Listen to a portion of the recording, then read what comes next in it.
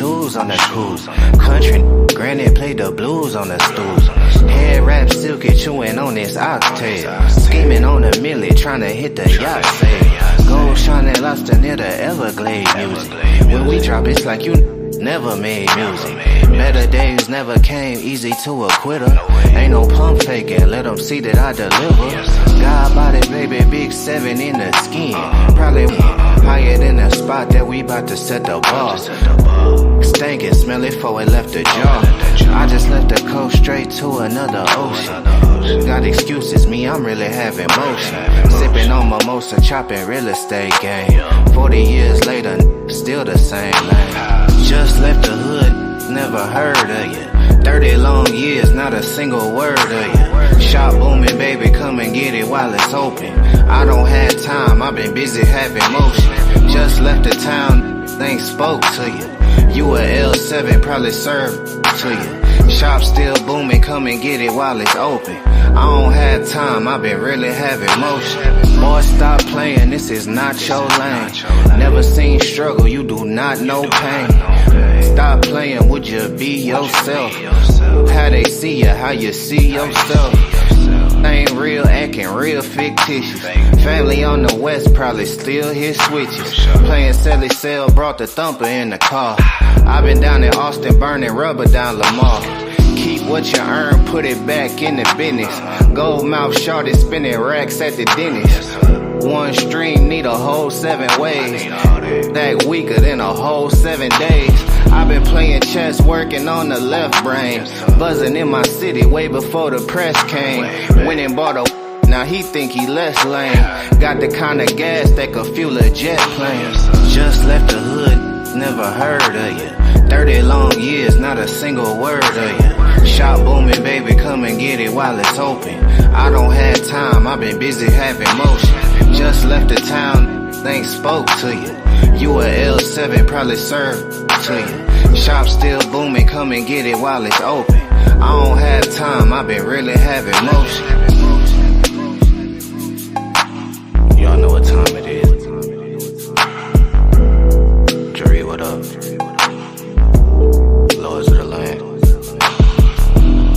Ain't got no minutes for you, internet. We really outdoors with it. Till infinity.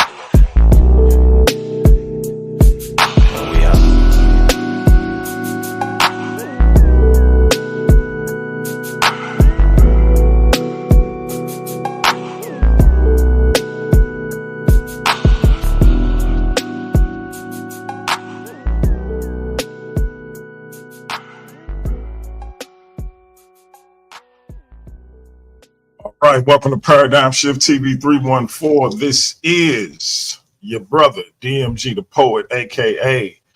Brother Pianki. And today we got a powerful show. I got a powerful guest with me.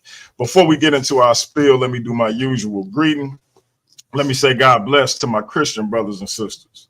Let me say Hotep to my Kemetic brothers and sisters. Let me say Assalamu alaikum to my brothers and sisters in the NOI.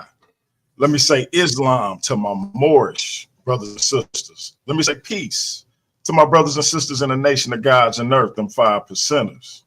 Let me say what's up to all my Abo brothers and sisters. Salute to all my atheist brothers and sisters. Let me shout out all my flat earth brothers and sisters.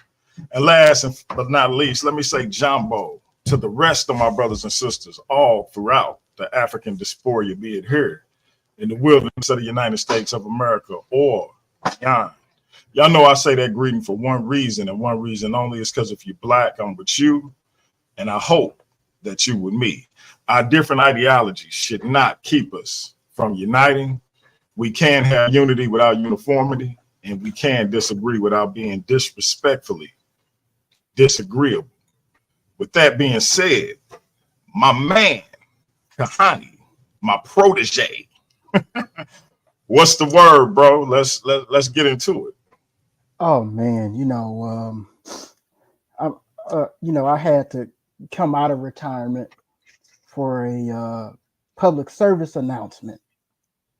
Okay. Because I just had this question on my mind for the longest, and I kept thinking, does society honestly care for the handicapped?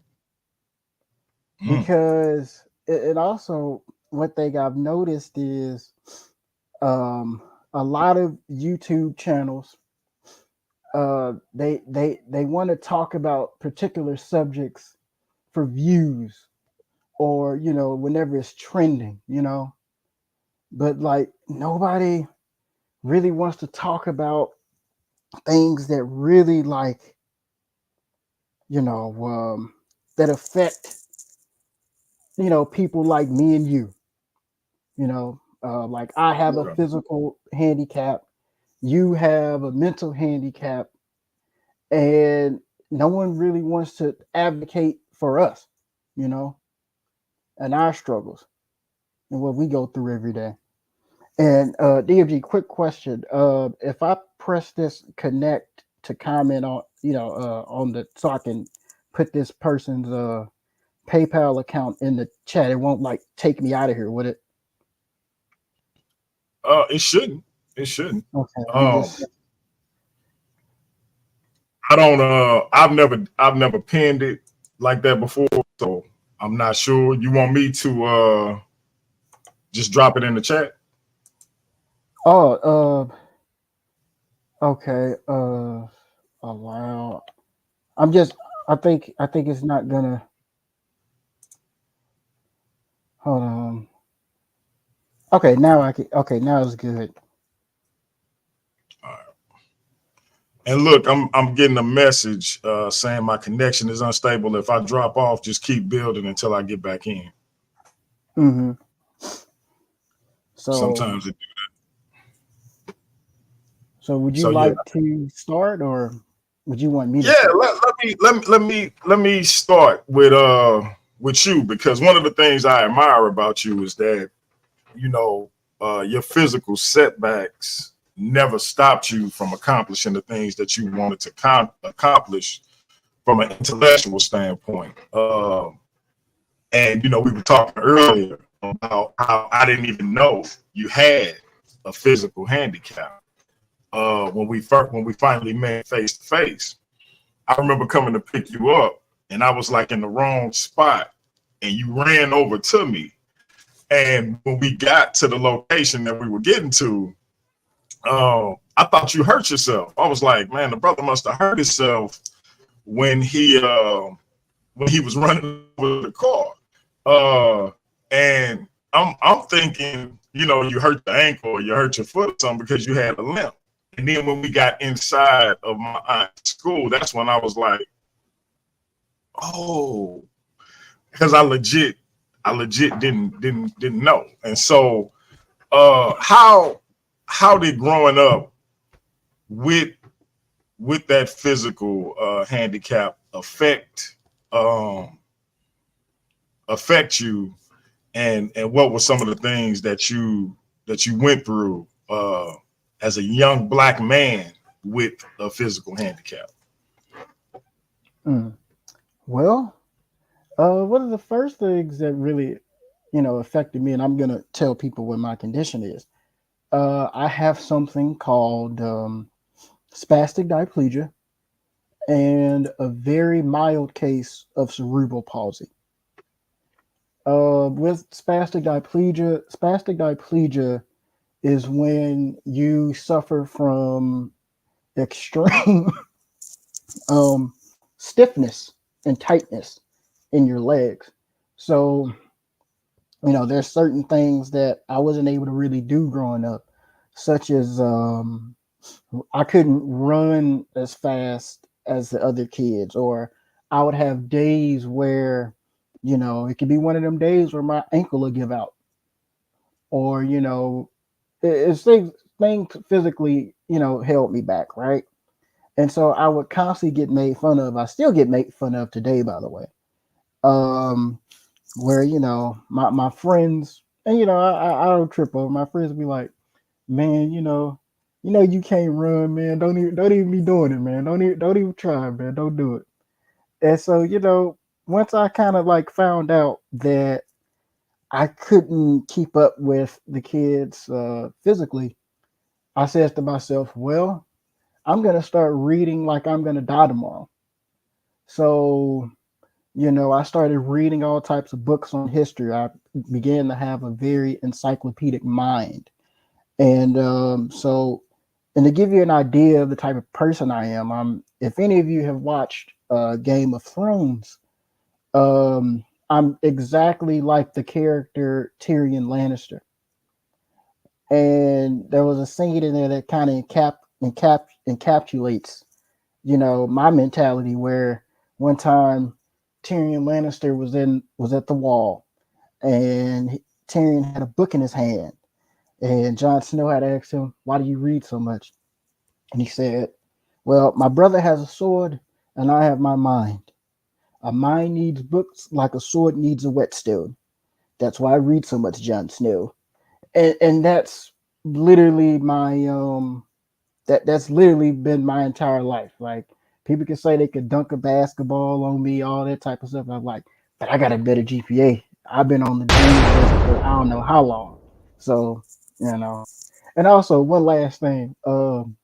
My physical disability has not stopped me from knocking stuff off the hinges. I'm putting that out there too. Hey, I gotta shout that out. Hey, and at the end of the day, that's what matters most. So let me ask you this. How did it affect how your parents approached parenting? Were they more were they overly protective? Were they more Yes, guarded with you? That type of thing. Both mom and dad? yes. Okay. Go into it a little bit if you can. As much as you can, I should say. I'll say one thing. This pretty much happened recently. Um, when I graduated, my parents they asked me, did I want a graduation? What would my graduation gift be? And I said, I want to go out to LA, and I want to go ahead and meet I'm gonna call him my brother in arms, because we're part of the same organization. Like, we're literally brothers in arms and things of that nature. And I said, one of his uncles, who was kind of my uncle by bond as well, was like a member, of the Black Panther Party. He's an ancestor now. He's watching over us. And I went to go over there for like 3 days to a week, and so I could interview him, because my uncle was second in terms of notoriety to the great Fred Hampton. And I told my parents, like, that's what I want to do. I'm 20, I'm 20, I'm 25, I should be able to go to LA on my own. And they basically said, no, like, we don't know him, but I knew what it was. You know what I'm saying? And so, like, my uncle wound up passing on, and that knowledge that the Black community could have had, the large interview the Black community could have had about a person from the other part of the Black Panther Party that's not talked about, is gone forever. So that was really it's still kind of traumatic, because he passed, and I had like a really good relationship with my uncle. And like, just know that whole library is gone. All those stories of him knowing Stokely Hugh is gone. It's still traumatizing. So it's Yeah, things like I that. feel you on that too. I feel you on that. That had to be. I mean, really, really, devastating, to be honest, because you want to assert yourself as a young man, and do whatever it is you want to set forth to do, but of course still being in a little bit of parental control, uh not being able to do that, and that would have been an important dialogue. So I can see how that would, continue to affect you. And I picked up on how protective your mom was when me and you hung out.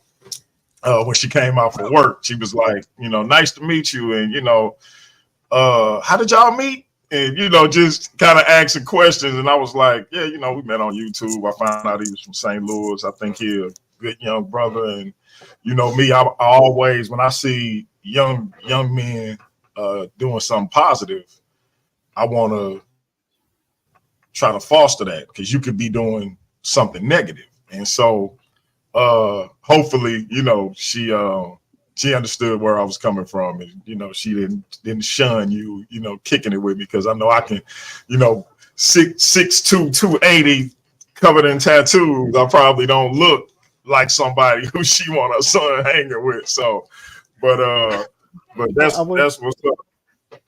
I want to put this out real quick. My parents, they look at me crazy when most of my friends, people who I consider like really close to me, are people who are around your age and a bit, bit, younger, or older. Like my friend who I was supposed to see in LA over the summer, he's like 38.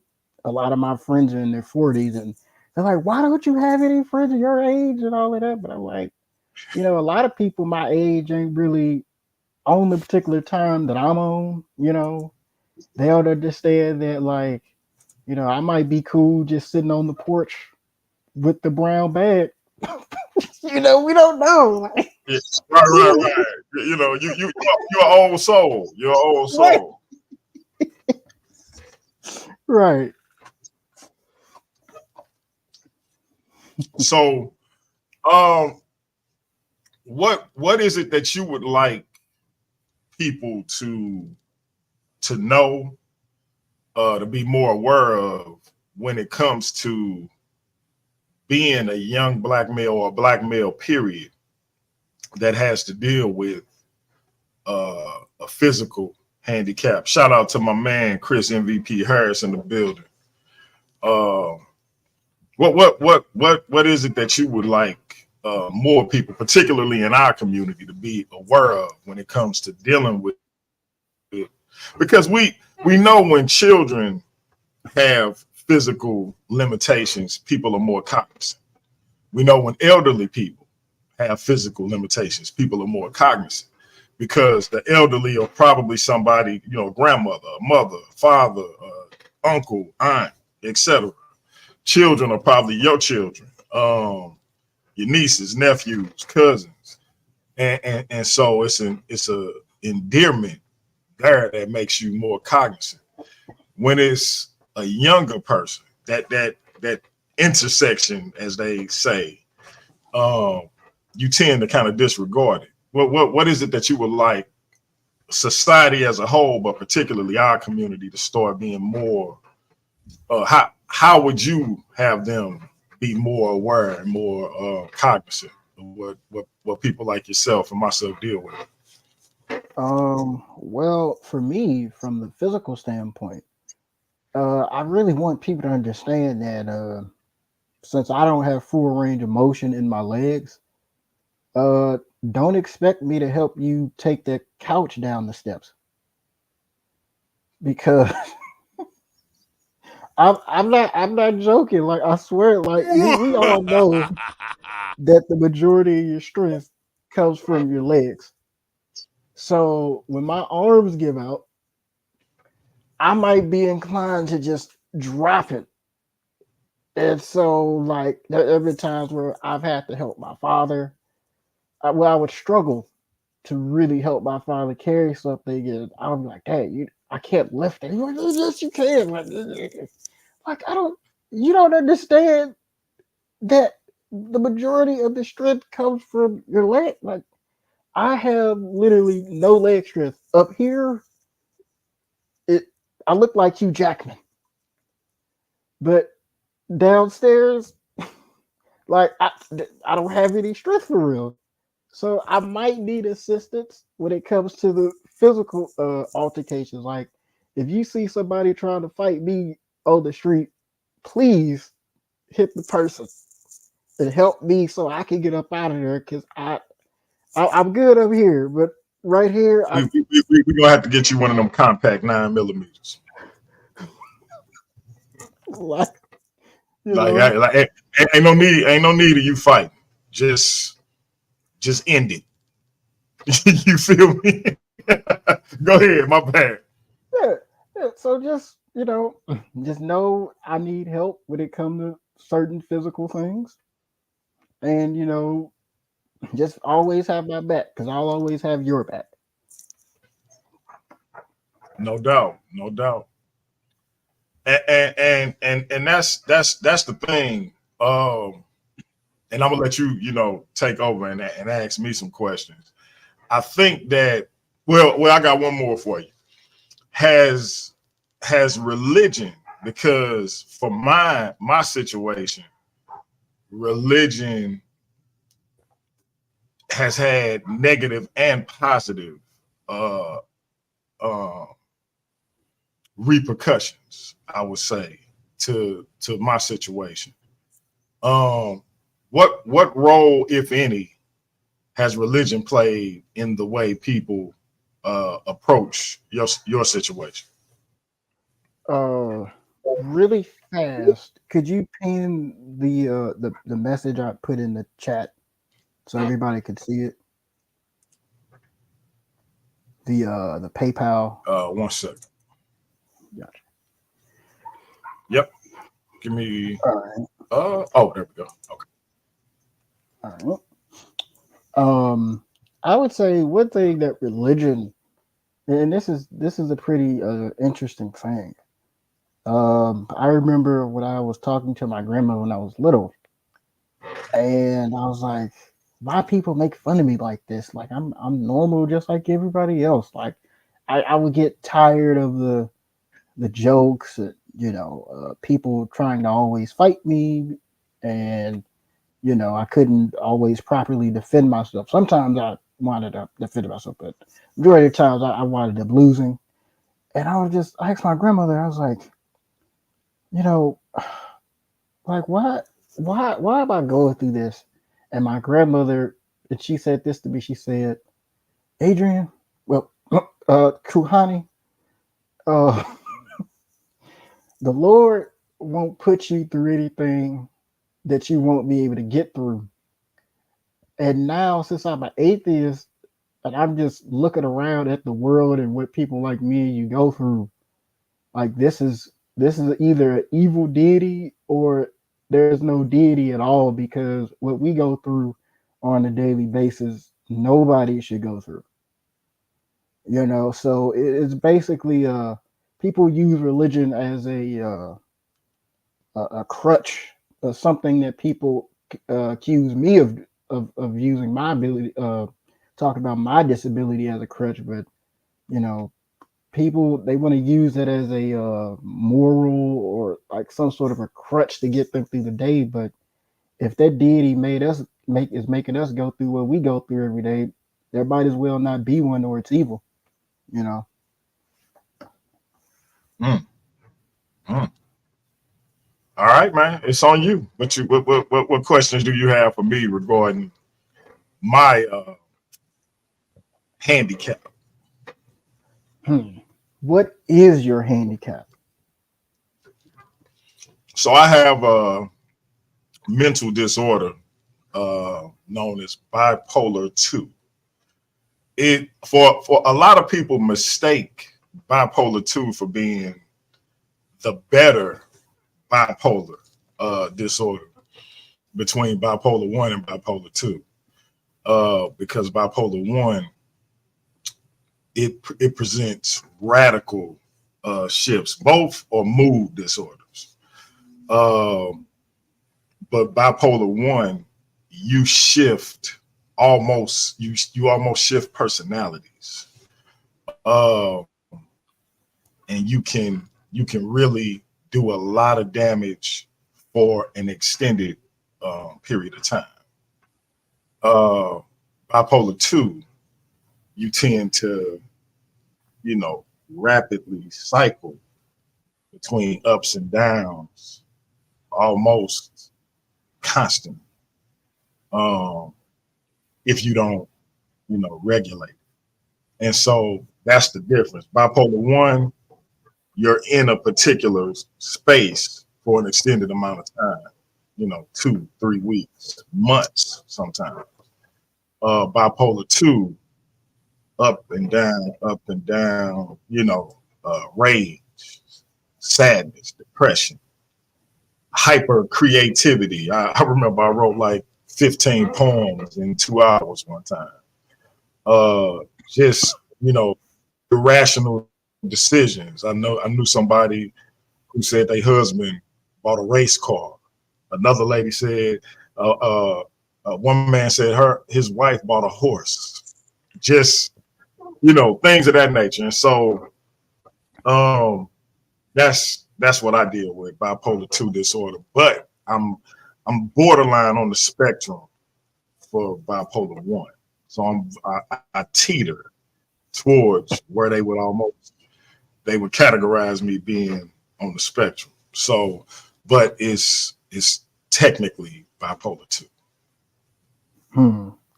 So we both know how it is when it comes to the Black community and mental illnesses and mental disorders. I want people to, because I'm gonna do a quick little basic definition of what a mental illness is and what a mental disorder is. Mental illness that can be something that can be cured with intense therapy and medicine. A mental disorder is a chemical imbalance in the brain. And that is something that cannot be cured, but that can, correct me if I'm wrong, be calmed down, like ADHD, bipolar, ADD, even certain things that we don't even know about yet. And It can be treated. It can be treated. So I want us to really just understand mental disorders and mental mental disorders and mental illnesses are two different things. So what is bipolar? Go ahead. No, I was just gonna say, just to give you an example, a mental illness can be brought on by trauma. Right. Something traumatic could happen to you and you could deal with long-lasting mental health ramifications due to that trauma. But if you get the proper help, in some cases, take the proper medication, get the proper counseling, rehabilitation, etc., you can, rid yourself of those symptoms that came with that mental illness due to said trauma. A mental disorder, like what I have, you just have to get the treatment, the counseling, and take the medication. Otherwise, you will eventually have an episode if you don't because the thing about it is you can take the medication and still have an episode. It just won't be as severe as it would be had you not been taking the medication. And so this is something that you have to deal with the rest of your life. Whereas with the illness, you can deal with it and hopefully move past it. That's not to say that with the mental illness, you won't have reoccurrences, because again, there was a trauma and there are several things that trigger trauma, but eventually it can be overcome. With a disorder like a chemical imbalance of the brain, it's just something you have to live with. And I hope that's a clear distinction. Okay. And I want to add this. I want to add this really quickly as well. Then we could talk about the religion on your through your experiences.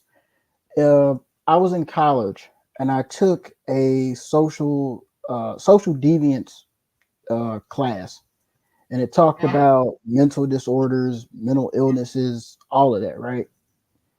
And there was a particular passage in the textbook that talked about how people that had mental disorders in the biblical times, a lot of scientists like psychiatrists, those people have concluded that those people that were so-called possessed by demonic entities had mental disorders. So that's something to think about, you know. I'm glad that you brought that up, because so for me, no one in my family knew anything about mental health, mental disorders. Like we saw people. There was a lady in our neighborhood who was suffering from a mental. I don't know if it was a mental illness or a mental disorder. I think it was a mental disorder, just because all of my adolescence, and teenage years, she suffered with this situation.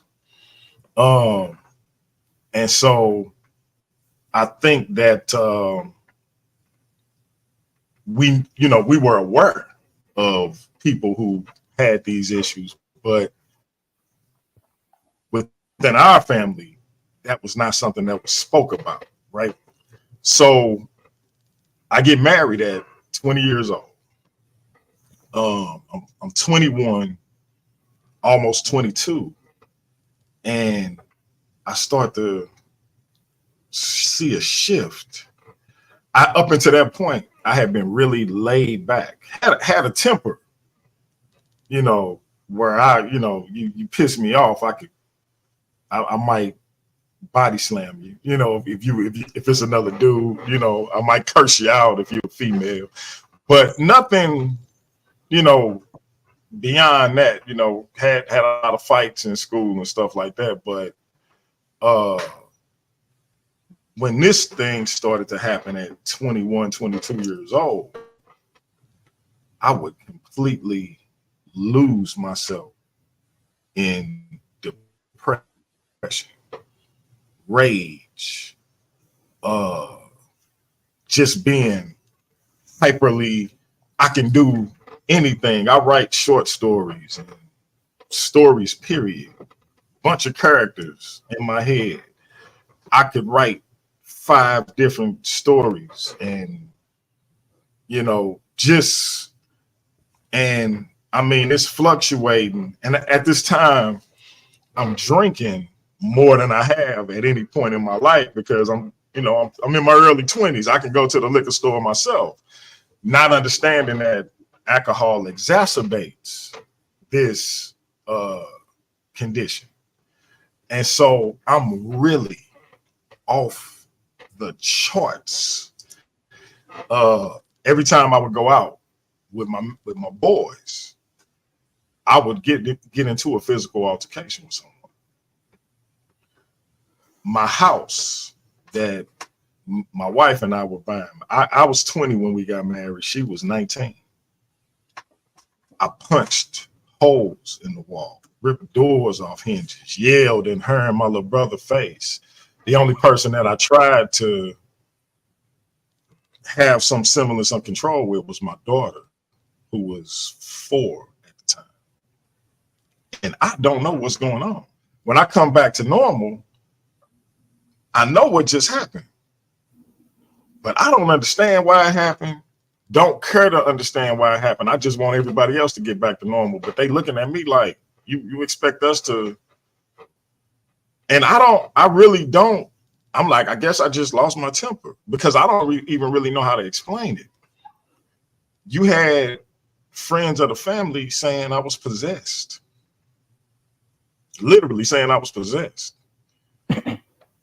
One lady tried to make me drink blessed oil. This was the kind of stuff that was going on, and I'm like, because my family had no reference that they knew of for this. My wife is like, my wife been knowing me since 2nd grade. And she was like, is this always how he was? And he hid it? And he waited to get me over here in this house to start acting like this? Because she was confused. She had never seen, since second grade, elementary school, middle school, and high school, she had never seen me act like that. My cousin, who like a brother to me, he like, what's wrong with you? Everybody had no clue what was going on. And they like, maybe he unhappy. They got married too young. Every excuse in the world, but no one thought it's a mental disorder. Nobody. So I didn't find out what the situation was until I was 32 years old, a whole 11 years later. Let me make sure I got that right. 2010. I was, 31, 32 years old. And it just so happened my wife and I had separated in late 2009. We're looking to reconcile towards the end of 2010.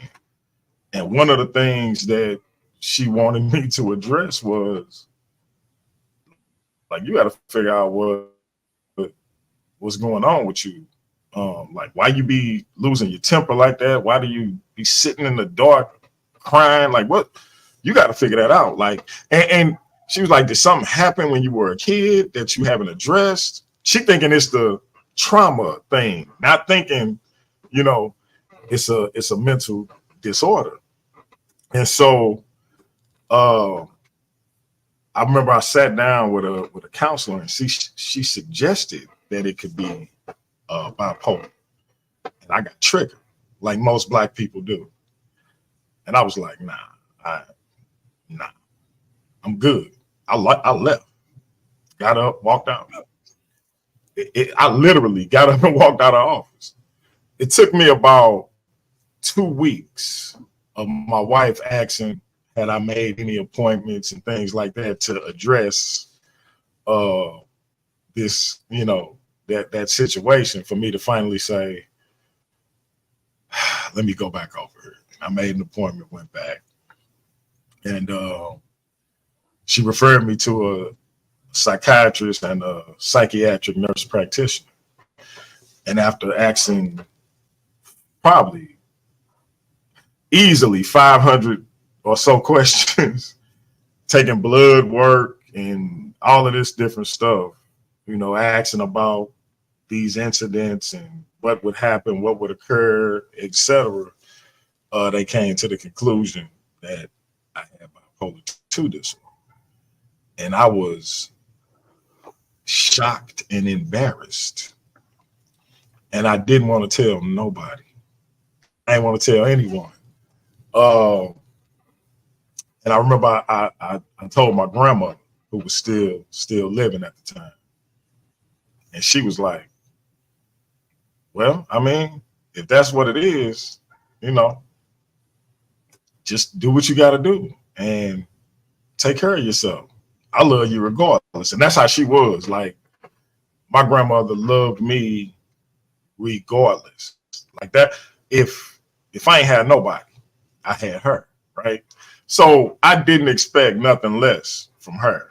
So then I called my cousin, who I always say is like my big brother. And I'm thinking he gonna be like, man, you ain't got no bipolar disorder. But he was like, actually, cuz that make a lot of sense. And when he said that, him being with me for a lot of what went on, especially during the time where it first started to manifest, that gave me a lot more courage to be more expressive with telling other family members. And my sister actually agreed with him. And I'm super close to my sister. And when she agreed that, yeah, you know what? That makes sense. then I got the courage to tell my wife.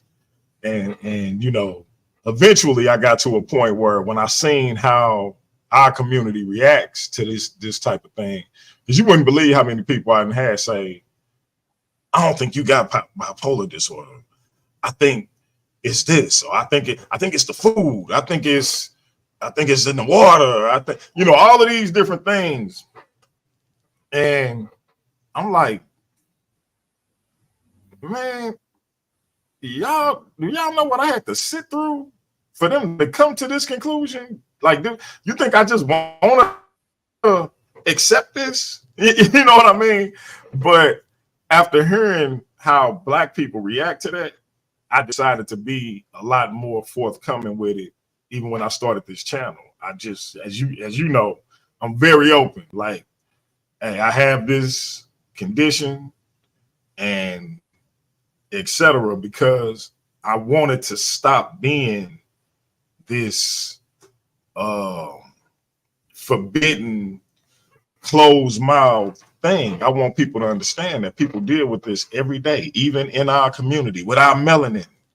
Our melanin don't stop us from having these issues. And so I want people to normalize talking about these things and understanding how to approach them. Because one thing for me, like when you normal, people, it's almost a detriment to you, because people tend to it's almost like they forget that you deal with what you deal with. So when you do have a situation where, unfortunately, that rears its ugly head, it's almost disregarded. And I've had people who care about me. I know they do. And I know I care about them. Tell me I'm using it as an excuse, or I'm not even trying to better my mood. And I'm like, what? So, and it's like, I don't have to use it as an excuse. It's just what it is. It's not an excuse. And so that's the kind of situation that I deal with every day. You're not only fighting a disease, you fighting all the misconceptions about the disease. And so I went on for a while. I know you probably got more questions for me. See, I wanted to address Neo Love's comment. I hope he's not. I hope he's trolling what he said, Fat. You want me to put it back up? Yeah. I hope he's trolling what he said, because a lot of times, like, we be hanging on the back chat and he be saying some particular amount of wisdom that's pretty interesting, to say the least. His comment, good show and nice topic. And I don't personally believe in mental illnesses / disorders. I think people are just created unique. And brother, I'm not being disrespectful when I address this, but it's that comment almost sounds like to me, when these Black comedians such as D.L. Hughley be saying that, Black parents, we don't allow our children to have privacy, and we kick down the doors like SWAT. But when their kids wind up telling us, like, I hear voices in my head, and then the parent are like, no, that was me telling you to clean up your room. Whoop de woo woo woo. We gotta be honest. There is something called mental illnesses and mental disorders that is undiagnosed in the Black community. And also, I wanted to say this as well. A lot of people who are incarcerated today have undiagnosed mental illnesses or mental disorders. Also, to a large extent, a lot of people who work in the medical field, a lot of them are doctors, because with one thing that I see with a lot of people, at least people that I know personally, who have mental disorders, right? A lot of them are really about their life. in terms of violence. Like I want somebody to try to fight me, right? And scientists have also concluded that people who have mental disorders or who are, how should I say, not neurotypical, they were the warriors and the gladiators of the ancient world. And they were the ones that were raiding villages, setting villages on fire, pillaging everything, while the people who are neurotypical, they were the farmers of the world. I even have one of my best friends has ADHD. I love him to death. He's my guy, right? He told me, man, I was born in the wrong time. What you mean? Well, I mean, I belong in that time period where I was swinging an axe in somebody's face, you know. So I want to just bring that out, you know. So we Yeah, honestly we have to do better as a people when it comes to mental illnesses and disorders. 100%. And shout out to my people, Constance Gray. You met her, you probably don't remember, but she was at my aunt's school that night helping set up and helping break stuff down. Uh, and she and I deal with the same thing. And like she said, people don't even realize it's hard getting out of bed. It's hard to think a lot of times, and people don't get it. And that's the thing. Everybody really just want to like it almost try to push you to be normal when you in the thick of it. And when you are, normal, it's almost like they looking and walking on eggshells waiting for you to have a bad day. And then when you have a bad day, it's like they don't know what to do. So it's such a bizarre place to be in, feeling like nobody can help you because nobody has taken the time to equip themselves to in our community, because you either a religious nut who think you can pray this situational way, or you are so scorned by what this person did while influenced by this disorder that you can't even allow yourself to say, perhaps the disorder influenced these decisions, and I should consider that while bringing up certain actions or past actions and displaying this vitriol and anger about this thing.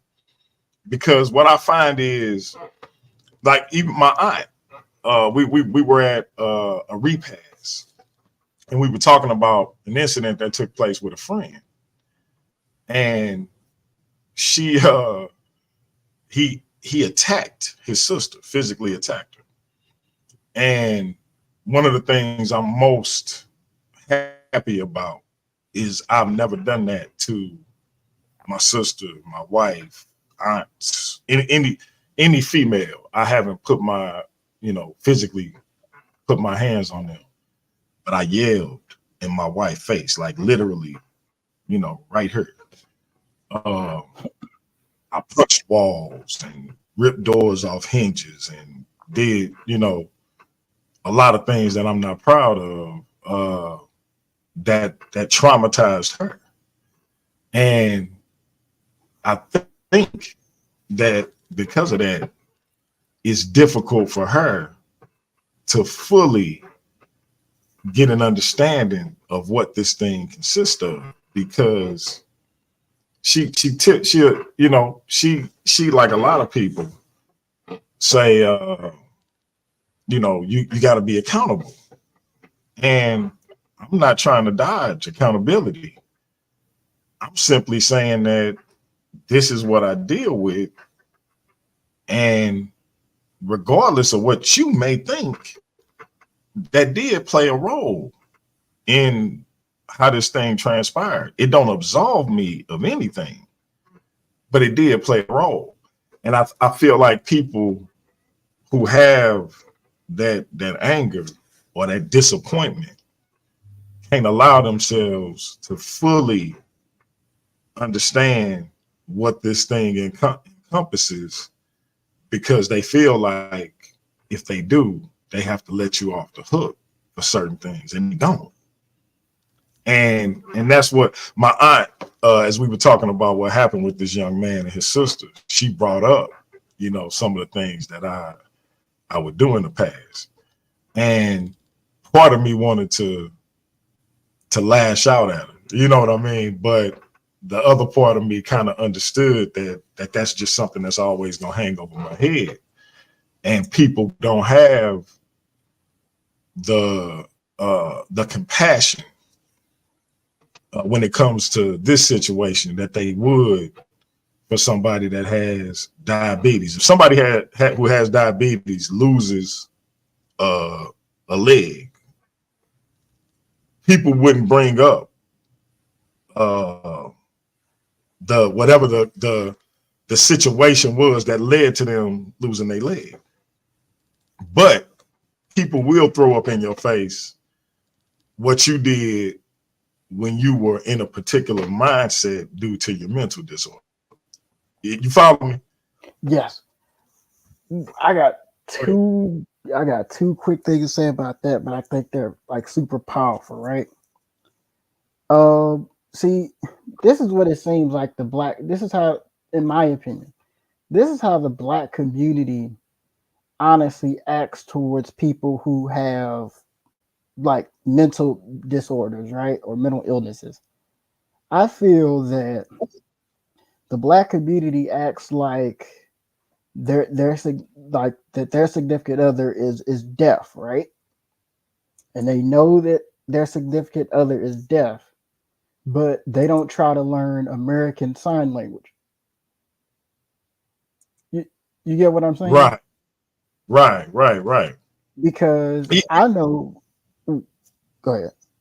No, I was just gonna say, I remember when I told my mother, and you know, it's funny when I talk about this, but it's also like disconcerting, because first thing she said was, and I'm this is a quote: "You ain't got no bipolar." And I was like, I, you know what? All right, mother. That's all. That was. I was like, all right, you know, but that was her reaction. There it is. You know, because like with me, if I was to have a significant other who has any type of mental disorder, I'm gonna make sure I learn the mental disorder more than she knows it, because there's gonna be certain things that I might have to prepare myself for. Like if I know women who have mental disorders, like I know for a fact that those particular cases come out that, well, the signs come out worse with women for some reason. I don't know why, but I would make sure I become a scholar in bipolar disorder.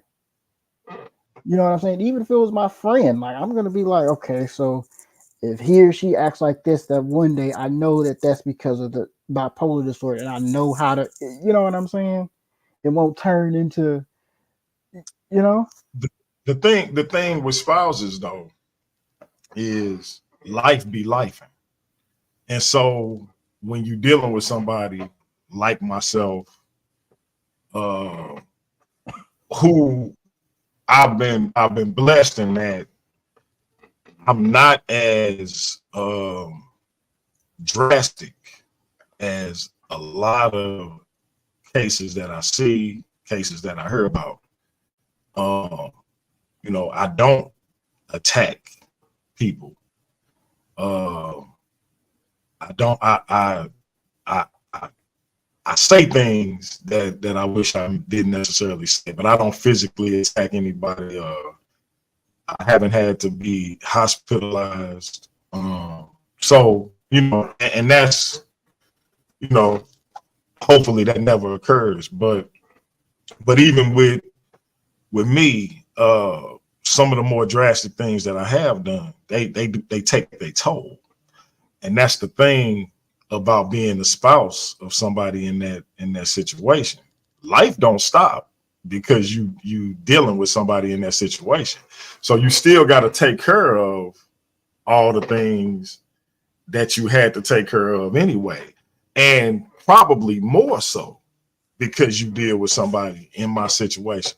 So that's where I have to remember to give my wife and other people grace, because a lot of times she have to pick up my slack and have to compensate for where I'm lacking within the framework of the household.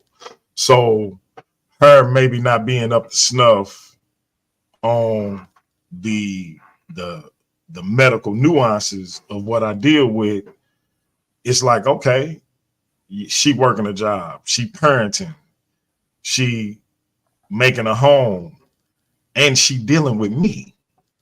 You know what I mean? So it's like I have to remember that, because that could sow a lot of discord or a lot of animosity on both ends. So and that's something for everybody to keep in mind with your spouse. Just because it feel like it's a lack of understanding, it may not be that it's being disregarded. It may just be they have a lot on their shoulders anyway, just like we all do, but it's exacerbated by the fact that you deal with what you deal with on a daily basis. So, we have to try to stay cognizant of that struggle, because it don't just affect us, it affects the people around us. It's a lot of times I wish I could just be by myself. Like I remember when we would have big blow-ups, the first thing I'd be like, if you and the kids feel this way, y'all can go on about y'all business. Because in my mind, if I'm by myself, I ain't got to worry about affecting them. It only affect me. But I'm going to affect them no matter where I'm at. And so, you come back, you come back to reality, you settle back down, and it's like, in the meantime, she over there with her legs crossed, like, I ain't never say nothing about you being by yourself or us leaving or none of that. But I'm the one who pushed that, because I don't want to deal with this myself. I definitely don't want to put them through it. So, and that's kind of the struggle. So you have to be cognizant that you're not in it by yourself. You do affect everybody around you, everybody that care about you. I recently had a situation, and even the brothers, you might have been one of them, because I got inundated with phone calls, because one of the things I do is I don't want to go lights out. So if I'm in a Facebook group, if I'm on Facebook, I'll probably log out. I can't even remember how to deactivate my page. If I did, I probably would have did that. But I definitely jump out of the group I'm in. I don't want to get no notifications for nothing. I don't want nothing popping up on my phone. If you look at my phone, it's a lot of rejected calls, ignored calls, etc. But I got inundated with calls and texts from the brothers who, and I'm honored that it's so many people who do have a genuine brotherhood with me and show me love, that they did reach out and check in on me. But I say that to say, that thing, if you ain't on your P's and Q's, that thing sneak up on you, because like I said, that false sense of normalcy is starting to get to you. And for me, 2-3 days of forgetting my medication, and I'm off to the races. But it's still a creeping process because I'm used to operating a particular way that don't necessarily give off any alarms that things are changing. And next thing you know, it's like, why am I in the group? Like, what? I don't want to hear this. Like, what? And, or I'm talking super fast and talking about 5-6 different things at once. And, just several little keys that start to be telltale signs. And, it's a battle, but, you what don't make you, what don't break you, make you, so to speak. Go ahead. I know you probably got something else for me. No, I'm just listening. I'm just listening. Yeah, and that's it, man. Family can be even when they there for you, they could be your greatest asset or your greatest detriment, and not because they trying to be, just because of the weight of the guilt that's associated with letting them down in whatever way you did or potentially could again. And so and I don't think they really understand or what that weight encompasses and how heavy it could be. Because I think if they did, people would move a little different. I feel like people respect more visual handicaps, like, or more known setbacks. Like I said, diabetes, heart disease, and things that people that ring all these different bells for people. Whereas Or with even, go ahead. I'm sorry. no, you good. Go ahead. Or even people give more respect to people, and I'm gonna use my words very wisely here. But they might even give more respect to somebody who has body dysmorphia. Yeah, yeah. Because and it's like because they can easily put aside that you deal with this, because again, when you good, you carry on like you normally do. And when you bad, it's like a prime example. I made a point to somebody, why would you engage in an argument with me knowing that I may be going through this situation? You want me to be scared of you? No, it ain't about you being scared of me. It's about you understanding what I deal with and how that can go left. It ain't about you being scared, but no, you can't even take into account what I deal with, because you gonna get your issue off regardless. What I deal with is irrelevant to you getting your issue off.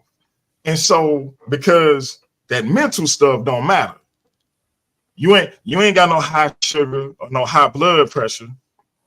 You know what I mean? But you ain't gonna talk crazy to me. I don't care about your mental issue. Get that under control. And it'd be like, you like it'll almost make your head explode, because you be like, are you serious? So it's basically F me. Even initiate with what I'm going through. You don't respect that at all. But when they be going through what they going through, whatever it is, they expect you to adjust. It's a weird dynamic, but it's especially more so when it's some disappointment or some hurt in your rearview mirror that it where it can't be allowed. They cannot allow your condition to play a part in whatever actions you did that disappointed them. Because again, I'm not letting you off the hook for that. But when they start thinking about your condition, they feel like that's what they have to do when they don't. The action is the action. The responsibility is mine. The accountability is mine. The mental issue ain't got nothing to do with that. But if the mental issue played a part in it, it did. Ain't no, it is what it is. But people really get caught up in that. I notice it with friends of mine and they wives. I got somebody who they can't even, it's his ex-wife now, but he can't even allow the thought to enter his mind that her illness that he knows about may have influenced some of the things that led to them, her actions that in turn led to them getting a divorce. He can't allow for it because then he have to confront some things about himself that made him disregard that illness. And when somebody hurt and they dealing with that hurt, it's easy to do that. See, and we're gonna talk about like protocol for a second, right? Because like what you brought up, my partner in crime, he got ADHD, right? And he took the African ancestry DNA test, and he found out he's Kota, right? And so he did a lot of research on the Kota, and he also talked to a lot of the elders, the tribal elders, right? And they told him that there's a specific group of people that is in the village that they call this the panther spirit, right? And this is what my boy told me, like with these individuals that have the so-called panther spirit, the villagers knew how to move and operate according to the people who have the panther spirit, which kind of sounds like mostly ADHD, but it's not, it's not actually written down yet, but the panther spirit sounds a lot like ADHD.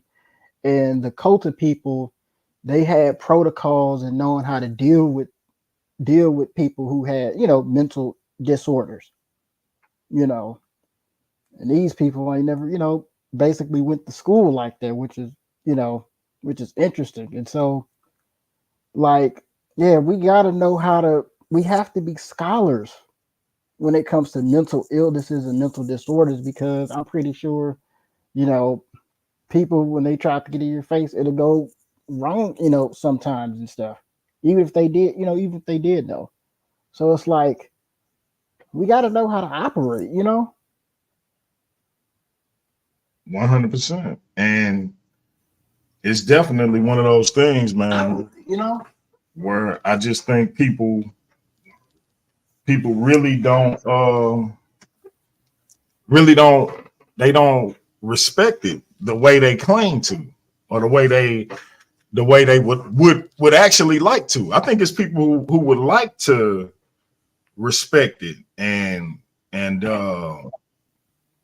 deal with it a particular way, where they biases towards how they've been treated due to this thing won't allow them to respect it. And like I told you, one of the things I want to talk about real quick is the fact that when I was younger, I had somebody tell me they thought I was possessed and tried to get me to drink blessed oil, like straight up. And it was like, and I'm wondering myself, you know what I mean? Because I'm uber religious at the time. And so I'm like, maybe that's it. Maybe it's something in this house. Maybe you ever seen the movie Poltergeist? Yep. I'm like, maybe this is a poltergeist type of situation, and it's just me. Maybe this is The Shining or something. Like I'm punching walls. I ain't got no axe. I'm just punching them. Like maybe it's that type of situation because ain't nobody acting like this but me. My little brother was living with us, and he wasn't acting like that. So I'm like, mate, it's just me. Maybe this is I'm Jack Nicholson from The Shining, like and it didn't take long for me to realize, yeah, nah, that ain't it. And it made me think, how many people, especially in the past, dealt with mental disorders and mental illnesses that got called witches, warlocks, burned at the stake, and put in mental institutions for life, strapped to chairs and electrocuted with you follow me? Yeah. Go ahead and speak on that. See, and I want to add this too for a lot of these religious individuals. I've had a lot of friends, and even you can kind of look into this yourself. A lot of people who are kind of in, I don't want to say asylums or certain particular institutions. A lot of these people are religiously inclined. I just want to say that. But with the Salem witch trials, man, they was burning people at the stake all the time. This woman is a witch because she had an orgasm. Like, what? You know what I'm saying? So the religious community is really not the most welcoming as people as they want to claim they are, because they're not. They can say, does the Bible Let me actually say, go ahead. let me answer Neo a question real quick, and I'm gonna turn it back to you. Go ahead. Neo, I actually did like an idiot, and nothing changed. like I still was having these rapid cycling mood changes up and down between depression, rage, exuberance, and everything in between. Exacerbated by that 3/5 of Hennessy a week, that I was drinking also, which I found out, I don't know if you was on earlier, but I found out is exacerbated by alcohol, like, so, there's that, but especially large amounts of alcohol. But yeah, I drank it like a dummy because this was actually somebody I trusted, a friend of the family, an elder, and shout out to my uncle pastor because he was like, yeah, you shouldn't don't be listening to no mess like that.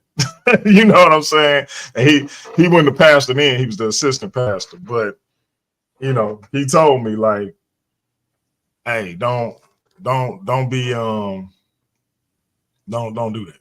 So yeah, I drank it. Go ahead, Kuhani.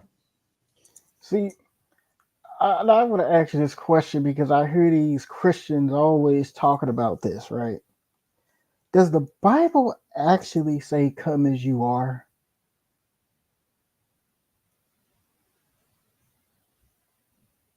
Do you know? Say that again. Does the Bible actually say, come as you are? Yes, it does. See, Christians, they love saying that. but they don't actually mean that. You know, they're not as welcoming as they want to claim that their book is supposed to tell them to be. But you know, see, this is why I don't believe in mental illnesses slash disorders, because I do believe the spiritual explanations and mental illness is a way to dismiss. I'm gonna just dismiss that as he's trolling at this point. I'm not even gonna He take not what he, he just said seriously. he I, he not trolling. He not trolling. He dead serious. But yeah, you know what? I think the church means come as you are. They not shunning you based on a particular thing. They just believe that the power of God can take whatever that situation is from you. But again, and that's not to say that alone can do it. Faith without works is dead. So just because I go up to the altar and get prayed that whatever ailment or situation that's hindering me is lifted, don't mean I ain't got no work to do. So I think that's a misconception. But see that situation where this elder just wanted me to drink some blessed oil, that wasn't it. Like I could go into some other stuff about that situation, but the elder passed on, and I'm not gonna speak disparagingly of the dead, but it was a lot more to that than just the blessed oil part. That's the part I'm comfortable with sharing. But it was a lot more to that, to where I can tell you it was complete and utter nonsense. But go ahead, Kai. Neo said Neo said he want the link. He don't know I'm serious. Yeah, we're But gonna open it up in about 10 minutes or less. but I think society should do better when it comes to dealing with people who have physical and mental handicaps. Like, Shout out to a like, new Kakarot in the building. yeah, shout out. So, it's just it's strange. Like, and also I would say this too.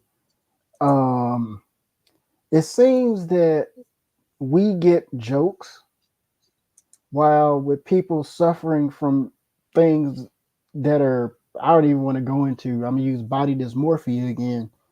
Like they get they get praised, and you know what I'm saying. But we Yeah, get jokes. But you make a joke with somebody who has, let's say they got something that can be avoided. Like I'm gonna use obesity for a second. right. There's something that can be avoided. Like how are you 500 pounds? Like what's wrong with you? Like what are you doing? Like did you go through some sort of a trauma? Like we gotta get you somewhere. And then if we say, yeah, you need help, so for your health, oh, but you're body shaming. But Heck, why would I walk at Walmart? I get stared at. Like, now keep in mind, I know I'm the sexiest man alive, but uh like, but I get stared at and I get called handicapped, jokes, crippled, people will call you crazy. We get jokes. We don't get And hurt. We get here jokes. we go. But yeah. everybody else who's dealing with body dysmorphia or anything else, or stuff that could clearly be avoided, they get more protected socially and otherwise, while we get joked. And that's the thing. You can't, you hit the nail on the head. You can't shame a slut. Not I don't care if you do or if you don't, but you can't. But you can shame me. You can shame you. You know, people make jokes all the time. You from St. Louis just like me. What they say, St. Louis weather is what? Bipolar. Bipolar. You feel me? That's a staple. So my medical condition is literally a joke. It's a description. It's a description in a joke people make about themselves, about other people, about the weather here in St. Louis. It's a joke. I messed with my wife the other night because she said something about the bipolar weather, and I was like, that's offensive. And she was like, oh, baby, I'm sorry. And I was like, baby, I'm don't worry. Because I don't trip off of that. But let me say something about somebody being overweight. Or let me say something about somebody's religion. Let me say something about somebody sexual orientation. And it's gonna be a problem. Because nobody really advocating for us the way they do these other things. You got fake advocates all over YouTube claiming to be advocates. And they'll literally say they don't make videos about mentally ill people, but got videos about me on their channel. You got fake YouTube advocates saying that they advocates for something and then making fun of people for potentially being the same thing that they advocate for. Yep. So go ahead. Or you know, let's say something is to go down with the particular famous person.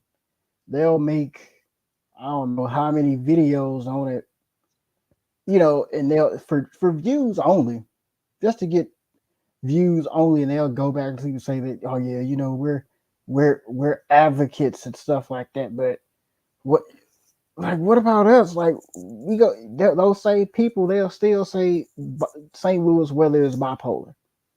Like something is wrong. Like something is wrong.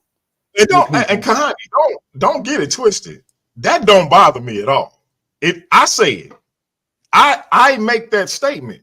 My point is, don't nobody stop to think that I may offend somebody that's bipolar. But when you say something about somebody losing a foot, when you say something about somebody sexual provocation, when you say something about somebody's sexual promiscuity, when you say something about somebody cutting up, mutilating their body in a particular way, you pause before you say those things because you respect that. You don't respect somebody having bipolar disorder. That's the point. It don't offend me. I say it. But the point is, people don't respect people who have bipolar disorder the way they respect people who have other conditions and people who make choices.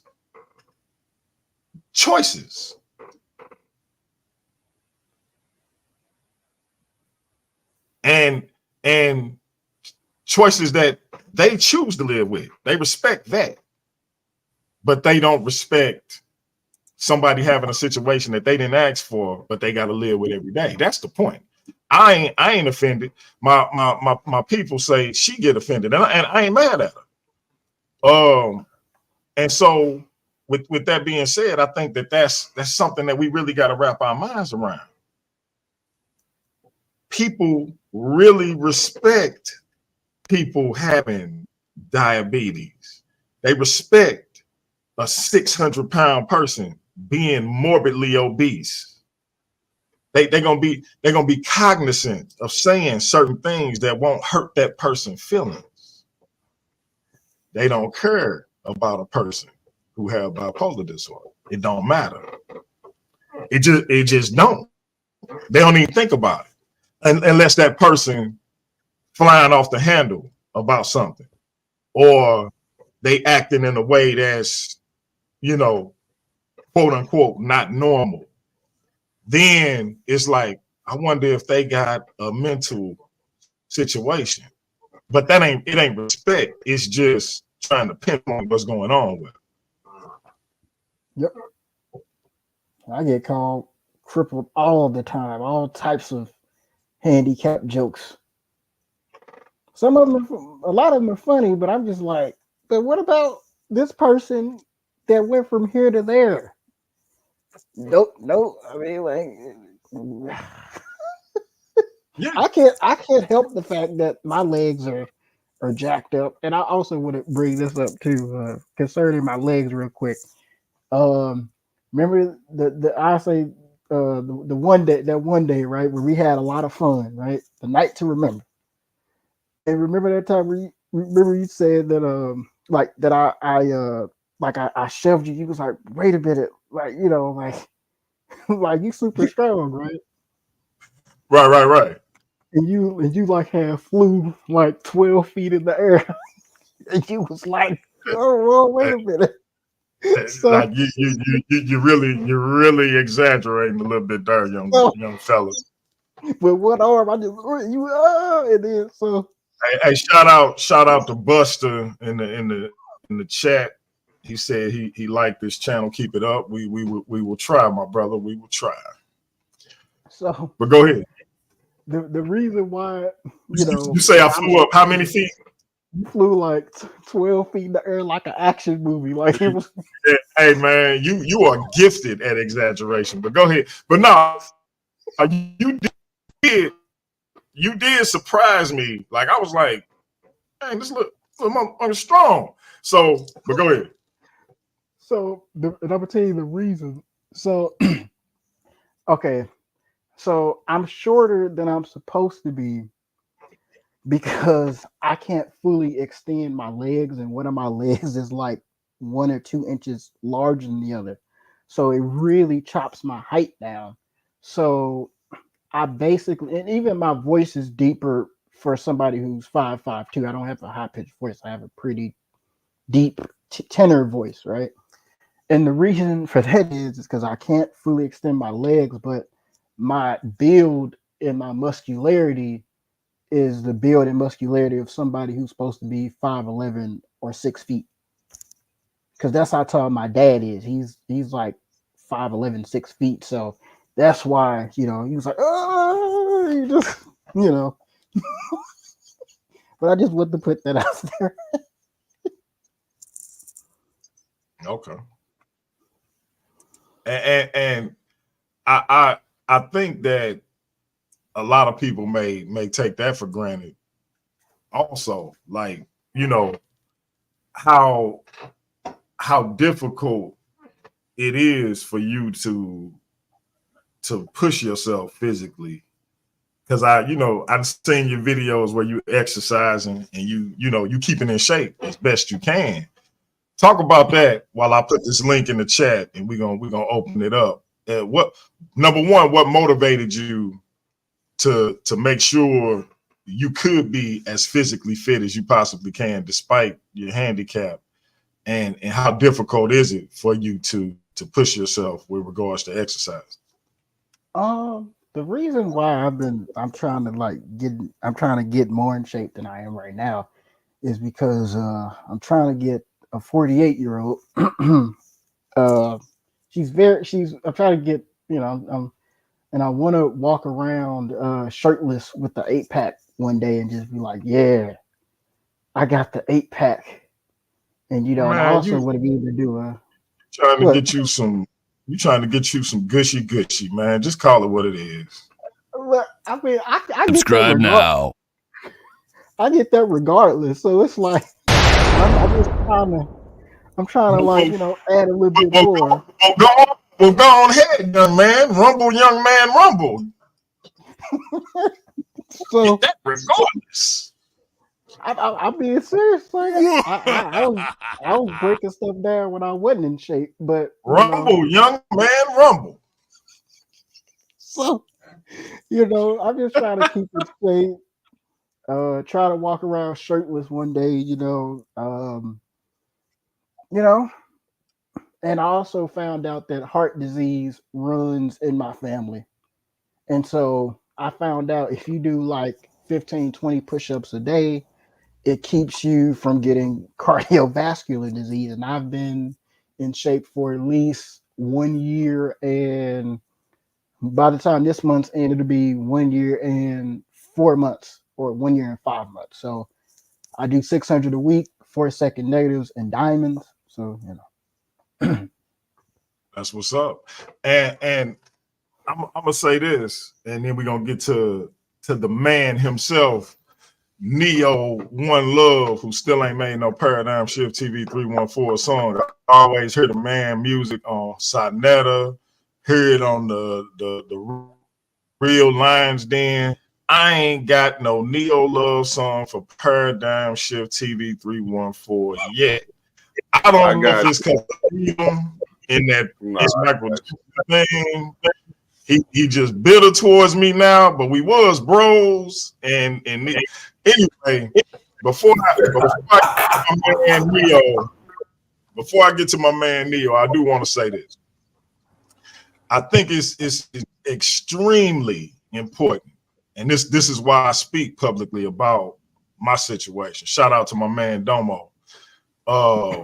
That black men, the black community, but black men in particular, speak about mental health, whether it's mental illness due to trauma or mental disorder like what I deal with. I think it's extremely important for us to speak about things we deal with and address those things and start to recognize when a brother may be dealing with that. It could be your son, it could be your brother, it could be your uncle, your father, whatever.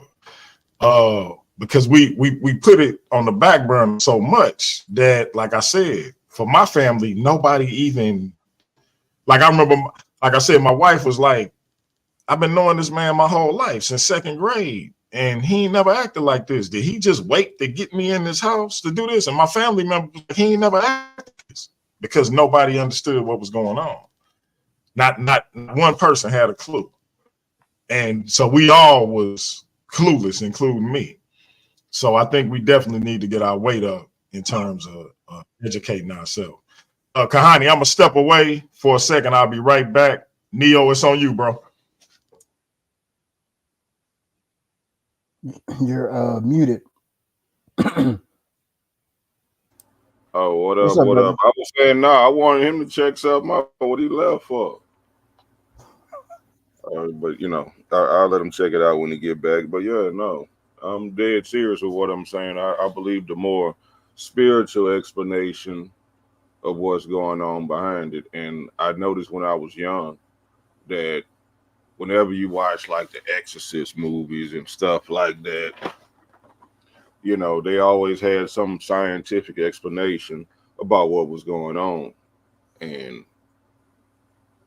like, it didn't cut it. It didn't fix the problem. It didn't explain how it got caused in the first place. And it was just them saying, well, we don't believe in God, so we're going to believe that it has to be a medical explanation for this.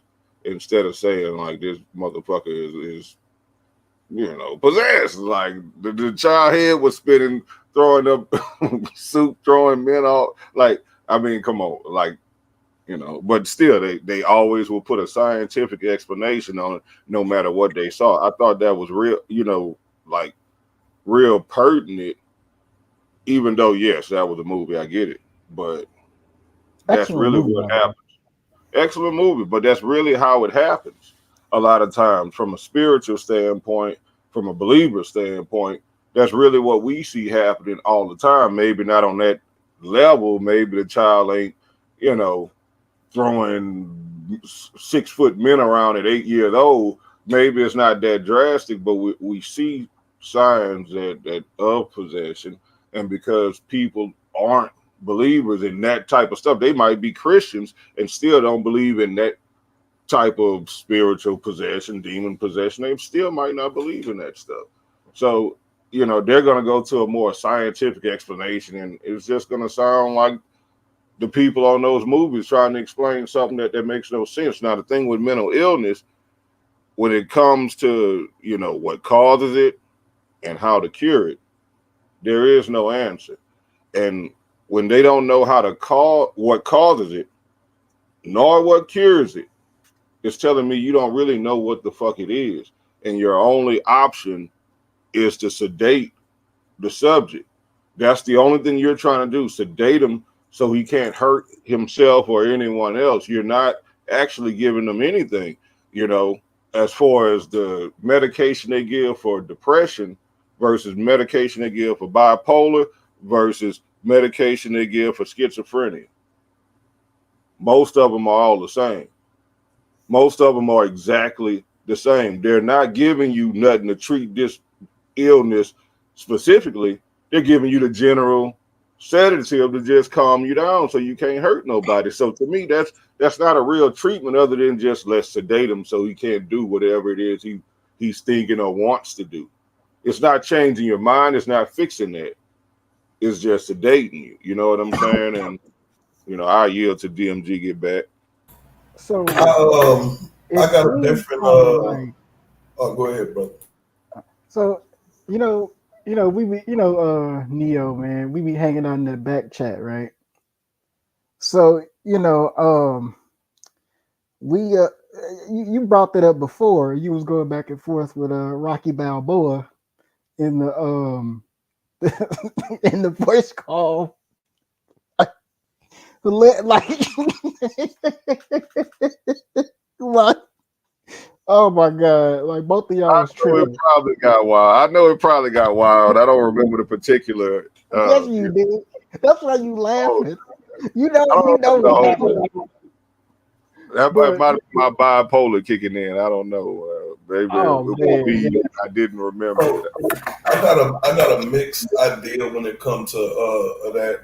So I do kind of lean on science when it comes to that particular subject, because I understand that a lot of mental afflictions come from the lack of proper nutrition and minerals in the body and the improper voltage in the body.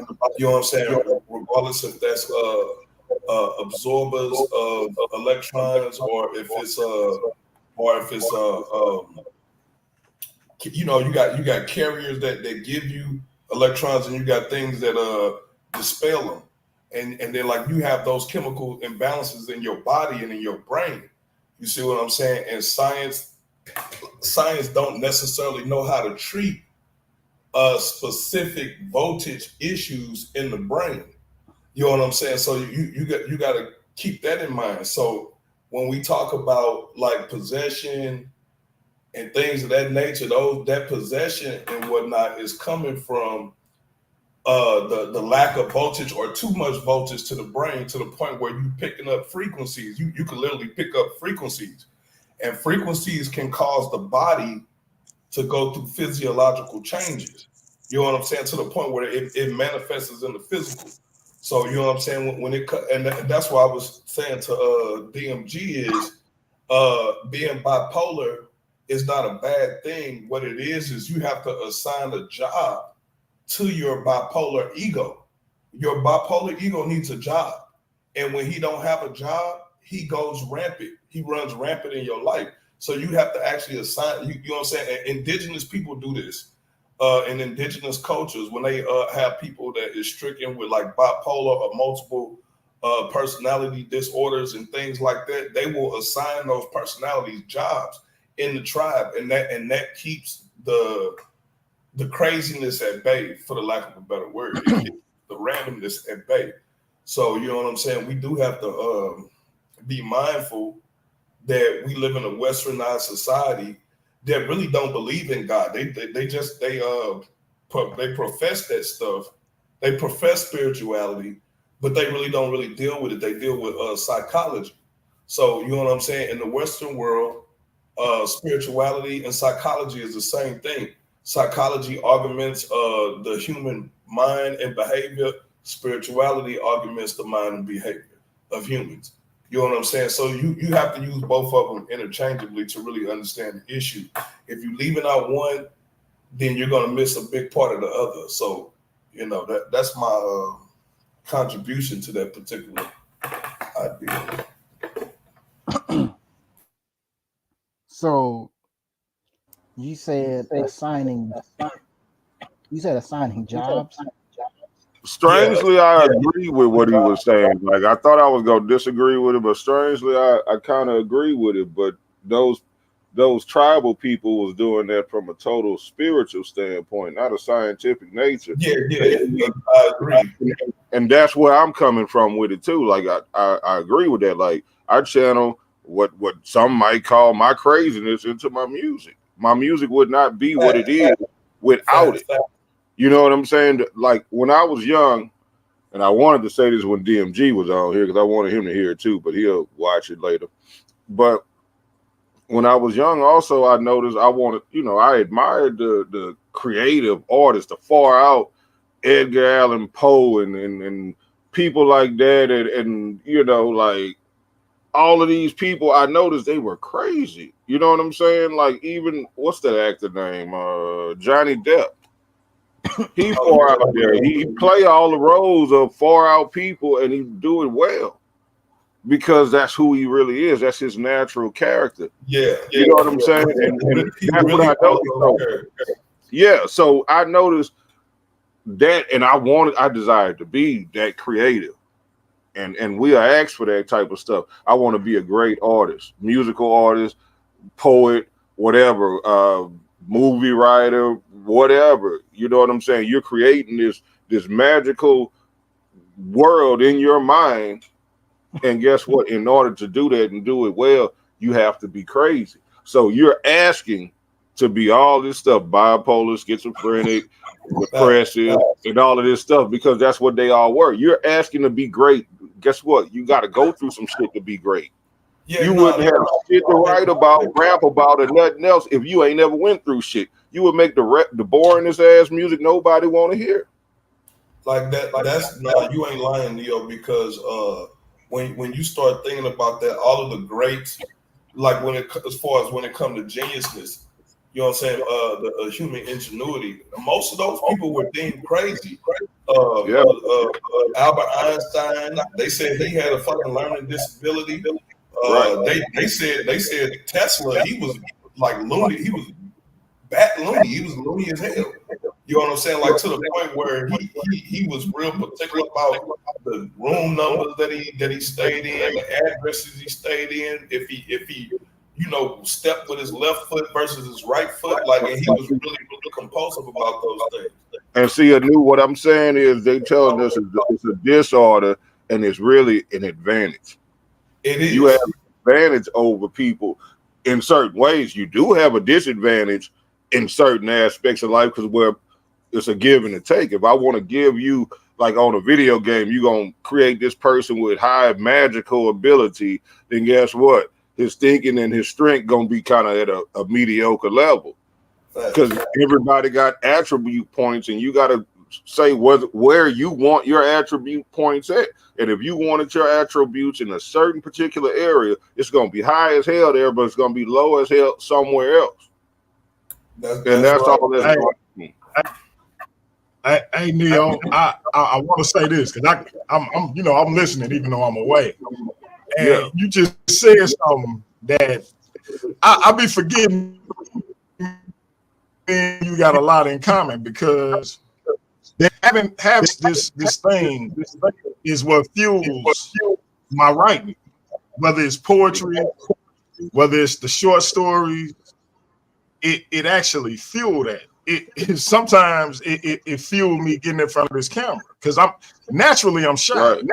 And people don't believe me when I say that, but me too. I'm literally super shy. And so so one of these fake YouTube advocates asked me would I change being bipolar,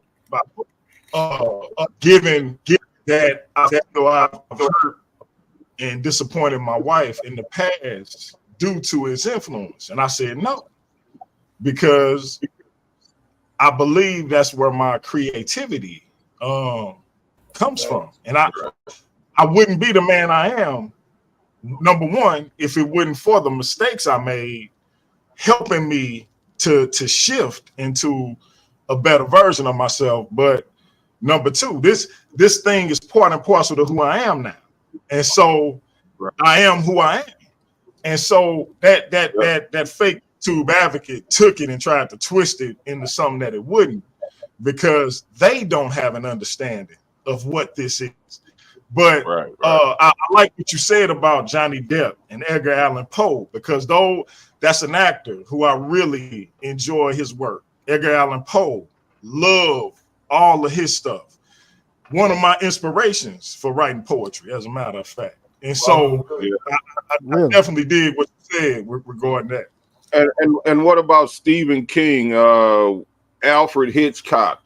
You know what I'm saying? Yeah. What about Demon Mind? You know, like what about the Van Goghs? You know what I'm saying? Like the Teslas, like a dude said, the Elon Musk, like look at the digger Zuckerberg. He looked like a fucking alien creepazoid. My bad, Zuckerberg, if you watching, don't give you know, don't come after us. But you know, I'm just saying, like all of these people are fucking the weird. I guarantee you, all of them would be diagnosed with something. But when you get diagnosed with something, the reason I'm against it, because I volunteered to go get an eval before, and I have been diagnosed with depression, and they gave me some pills. And I looked at all the shit the pills treated, and it treated a whole lot of shit.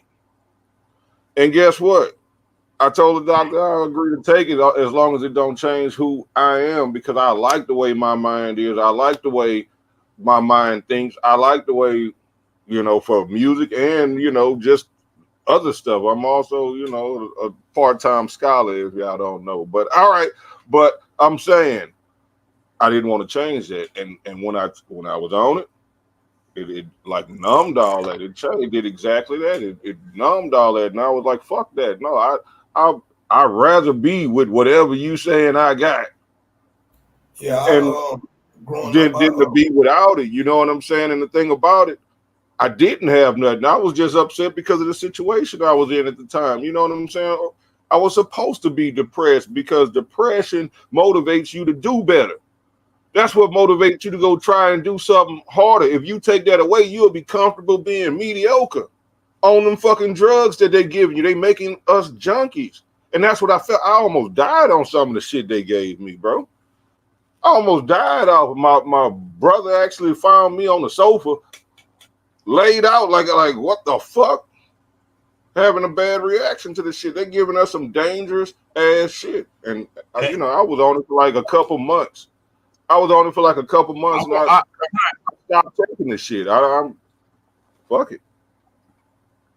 I use this. I want to diagnose me. Like when I'm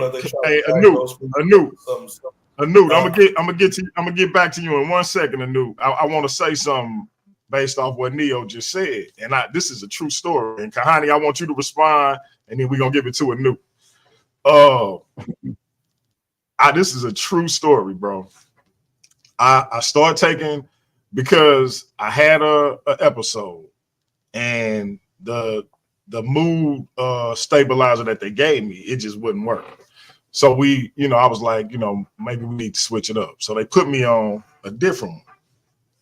And now everybody heard how I talk about, I'm about to get the honey. I'm about to mess with these candy coated toes. I'm about to, I'm a sexual being. And so I express that all the time on the show, right? So, and just like Kuhani doing, that's how my son and my daughters be doing, because I say the same stuff in front of them that I say in front of y'all. Like I'm DMG 24/7. So I ain't no different in front of this camera than I am in real life. So I'm taking this stuff, and I remember pulling up to a gas station and just staring off into space. I'm literally just sitting in the car. I know I got to get gas, but I'm just sitting in the car. And finally the phone rang in the car, and I answered. It's my wife. And she was like, hey, I don't know if the mood stabilizer is right for you. And I'm like, why you say that? And she was like, the kid said, Daddy, go to work. He come home, he go to sleep.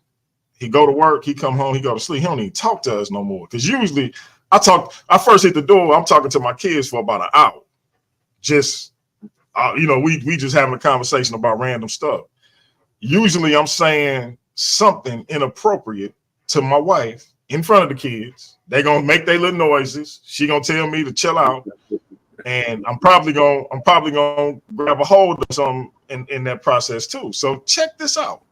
She say the kids say, Daddy ain't even said nothing inappropriate to you. So then she realized, now again, I just broke down to y'all how I am. She say, it been like 2 or 3 weeks, and you ain't even tried to. And that's when the light bulb went off for me. I was like, wait a minute, you say it been what? 2 or 3 what? She was like, yeah. I said, hold up. This I ain't I went to the worst conclusion. I was like, I ain't taking no more. And she was like, wait.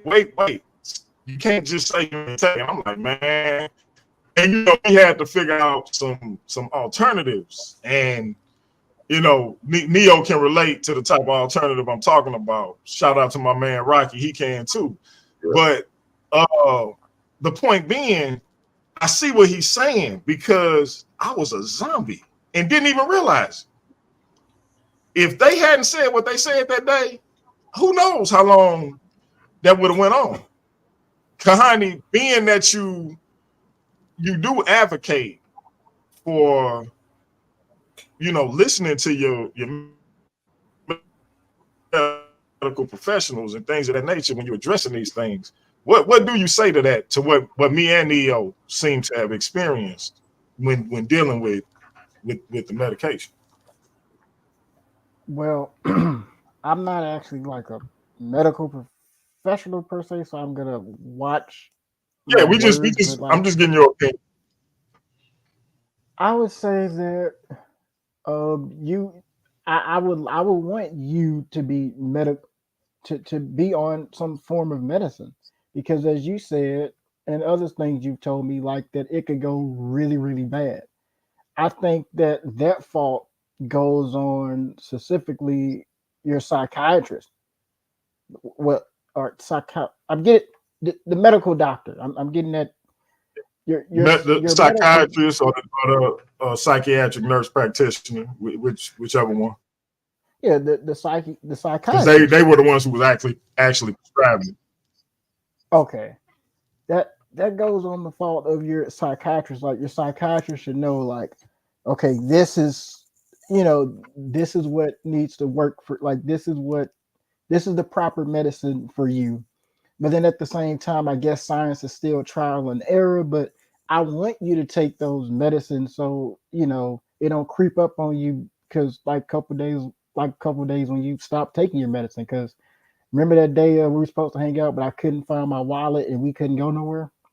Like 2 days after that, that's when you was like, yeah, I got to take a break.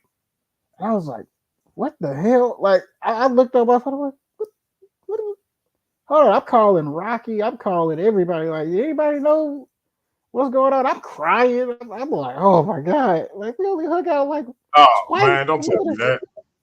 No, I'm serious. I was crying. I was thinking in my head. I'm like, we only hung out twice. Like, I want us to hang out a lot more. Like, I like the guy. Like, it's cool. Like for real, like even the nights to remember, that's stuff to laugh at now. Like I'm not even like, like man, So, I want you to get proper medicine, man. I want you to be on top of that, man. I'm on the total opposite spectrum, bro. I don't want you to take that shit. And go ahead. Yeah, I wouldn't want you to take that shit. I'm with a new on that one. I want you to not take it too. Go ahead, though. Yeah, I don't want you to take it because I don't know how much of what they're calling an episode is actually really just you. Like you know what I'm saying? Like people don't really think about that. Like they be like, oh well, he's acting crazy. Yeah, but you got to think about like environmental triggers, society triggers. Like it's all type of things that trigger certain responses, mental responses So you know what I'm saying? Some of that could just be actually you, and then you end up suppressing, suppressing something that ain't got nothing to do with you being bipolar. You know what I'm saying? So and then like I said, you need to assign your bipolar ego a job. He needs a job, and once you give him a job, like Neo said, he put his craziness in the music. And I do the same thing. When I was young, they tried to diagnose me. You know what I'm saying? But my mother refused to let them crackers put that shit in my system because she knew what it was. You know what I'm saying? Because I had ADHD, BD, and all the other alphabet soup shit they tried to put behind a brother name. You know what I'm saying? They wanted to put me on every drug in the book because they're like, oh, he has a tendency to be violent. He got a tendency to do this and tendency to do that. And the truth is, no, I had a lot of triggers. I had a lot of triggers around me. People wasn't listening to me. You wasn't listening to me. I had neglect issues. Like, you know what I'm saying? Like there was a host of issues that I had going on with me mentally. You know what I'm saying? And over where time, you were supposed to be unhappy, and they telling you they telling you something wrong with you being unhappy in this situation. They want you to be fucking happy when you live in we live in a society where a watch costs the same amount as a car. You know what I'm saying? Like we live in a society where bread costs the same amount as milk. Like, do you understand the type of dude? They got you believing that you should feel good for paying bills. Like this is the type of society we live in, and like all of that pressure. We live in a society where a man can't be a man. You could not be a real man. It's illegal to be a real man, and I mean like that to the fullest. So it's a lot of pressures, and the pressures of having to live up to society standards. That's a stress trigger. You know what I'm saying? Not being able to dress a certain type of way, to attract a certain type of person you want. All those things are stress triggers. Rejection, neglect, and the list go on and on and on of different stress triggers. And they want you to be happy-go-lucky while you going through hell. You know what I'm saying? When the proper response is anger, the proper response is depression. That is the proper response for those type of situations. So you know what I'm saying? Nah, bro, don't nobody want you to be comatose at no damn lights. You know what I'm saying? Like, come on, man. You know what I'm saying? Like, I don't know. I think it's chemical warfare against us, and I think they heavily diagnose so-called African Americans with bipolarism because they don't want to deal with the big pink elephant in the room, and that is we're all suffering from PTSD within our communities. Yep. I'm gonna let Kalani go because I wanted to say something, but I want you to hear something, DMG. I want you to hear something, so I'm gonna let him go. I'm gonna let you hear something after you go. Okay. Kuhani, and I know you want to respond anyway. Kuhani, go ahead. I gotta ask the brother I gotta ask a couple of serious questions. So, okay, so I mean, you do know that there are, and I hate that I'm talking like this, but it's just this is my brother's life right here, and I will not allow anybody on this planet to give my brother horrible advice because I don't want him following your advice at all because it'd be a problem if he did. But I mean, you do know that people who do have mental disorders and mental illnesses, it all comes out differently. They react to certain things differently. You can't tell this man, I don't want you to take your medicine and everything like that. The medicine, that could save that saves his life. That keeps him from going off the hinges. Like, and you want him to stop taking his medicine because you feel that, because you feel that it's we're going through chemical warfare instead of black people just don't want to take their kids to the doctor and see if something is wrong with them. And we have a lot of people who are walking around that's causing unnecessary problems that is incarcerated. Like, it's not, you're not making sense with the advice that you're giving him. Like it's disgusting. Can I say something? I can't allow you to give him that type of advice, man. I can't do it. I Can I say can't something? do it, man. Can I say something? Because I agree with Anu when Anu said that, and then I'll let Anu go. But the reason I gave him that advice, because that's the advice I gave to myself. I would be a hypocrite if I told him to do something I didn't do for myself. I did exactly what I'm telling him to do. I want him to be able to manage whatever he's going through counseling, therapy, without any fucking medication. That's what I want, because that medication changes who you are. It, like, one might have been worse than the other, but all of it changed who you are. And I know, you know what I'm saying? If I'm gonna do some psychedelic drugs, I'm gonna do the ones I choose. I'm not gonna be no. That shit'll kill you. That shit will kill you. Don't act like that shit's safe, because I almost died off of the shit. That's what I'm saying. So I almost died off of the shit. Let me ask you a question. Wait, let me let y'all hear the song. Let me let y'all hear the song. Hold on. I gotta ask this question, man. I gotta ask this question.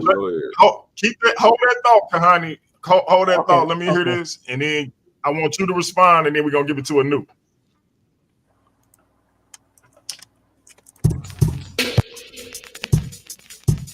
Let me know if y'all can hear it. I know I got about 30 to make y'all feel it before y'all turn it off these days. That I might not even release this. But I be doing this shit for me, help me get through. I feel like I give until I can't, but most don't recognize until I ain't. Blood on them covers, she open paint. Sorry, mama, but it ain't. This world took a toll on me, and everyone that say they love me always seem to follow me. The same one that call me great, treat me like I ain't shit. I read between the lines, it's written all over your eyes. I see the disappointment in the eyes of the ones who want me dead, but I ain't never been scared. I tried to get there. Sometimes I wonder if I survived, or did I die on that ride to that hospital? Demons all around me, I am not mental. This game of life, it is not simple. Last time I was happy, I was popping pimples. I copped a lot of guns cause I don't really trust none. Keep them all locked in the safe cause I don't trust one. Sometimes I say to myself cause I don't want to be the one to fuck your mood up. And you think I'll be acting funny. Ain't nothing funny when that Glock to your own top cause you just want the screaming to stop. Daydreaming, I be scheming a lot. They say we all that we got. Well, I ain't got shit cause niggas disappear when it's hot. Humbly, I endure through life's trials with fortitude. I face the miles. Though shadows darken, I stand tall, unyielding in the face of it all. Through battles fought and battles lost, I find strength in the tempest tossed. For in humility I find grace, a guiding light in every space. Through hardships faced and burdens carried, I seek solace, though weary and heavy. For the humble heart knows its worth, not defined by the accolades bestowed on the earth. I find myself locked inside the walls of my mind for such a long time. Niggas see results of these crimes and call it strong grind. I just pray to see the sunshine. Meditation never helps, I make these songs cry. Serenade the broken hearted like I'm right there. I might be. Niggas tell me do the right thing, but I'm not Spike Lee. If I was down bad, stains on my white tee, who would give a fuck about me? Probably very few. That's who I fuck with. I'm talking like one or two. You don't want to drink from this cup, it's close to 100 proof. Not after major bucks, but I deserve a Grammy. A drop top vet dripping candy. Long time coming, was it worth it? Probably not. No dessert until I drop. Hitting circles around your block, empty Ciroc. We could have both died. The second time I dodged death. It took my mama and her sister to get me off of that stress. I often guess and wonder if I made the right choice. Or did I kick the door and set it off? This could be purgatory, night of the streetwalkers, where dead folks seem to keep talking. Are we dead yet? In silence, I find solace and peace. Every moment a chance to release. For in humbleness I am made strong, unafraid to admit when I am wrong. I endure the trials that life presents, embracing its challenge, learning from events. For humility teaches with gentle might that growth and wisdom will come from taking flight. In each step forward, I find resilience, a quality forged through something brilliant. With head held high yet humbly inclined, I endure knowing I am not defined. For it's not in grandiose accolades or fame, but in quiet moments when I proclaim that through humility I stand secure, enduring life's tests steadfast and pure. Humbly I endure, humbly I endure, humbly I endure, humbly I endure, humbly I endure. See, right there, like Hey, God, Neo, I need that, man. I need that. I'm sending it to you. I'm sending it to you right now, bro. God told me to make that song. God instructed my mouth what to say. God instructed this woman that's on this hook that's reading the poetry. The minute I said, look, I'm gonna stop messing with this song and go to bed. But you know, I'm trying to wind down and go to bed, and I'm scrolling through Facebook. That's what I do all when I'm trying to wind down. And she wrote this like a minute before. It said it was up a minute. Soon as I click my phone on, scroll down my news feed, I see this post and she got this poem written. And it's going directly with what I just got through talking about in this song. Man. And I get her to send it to me in an audio clip. She never done it before. She just writes the stuff. She don't read it like you. You know what I'm saying? Yeah. And I begged her. She wanted me to read it. I begged her to do it. No, I need you to do it. You know how this thing go. I need you to do it. And she did this. But I didn't make her do this. She didn't hear my song and write this because of the song.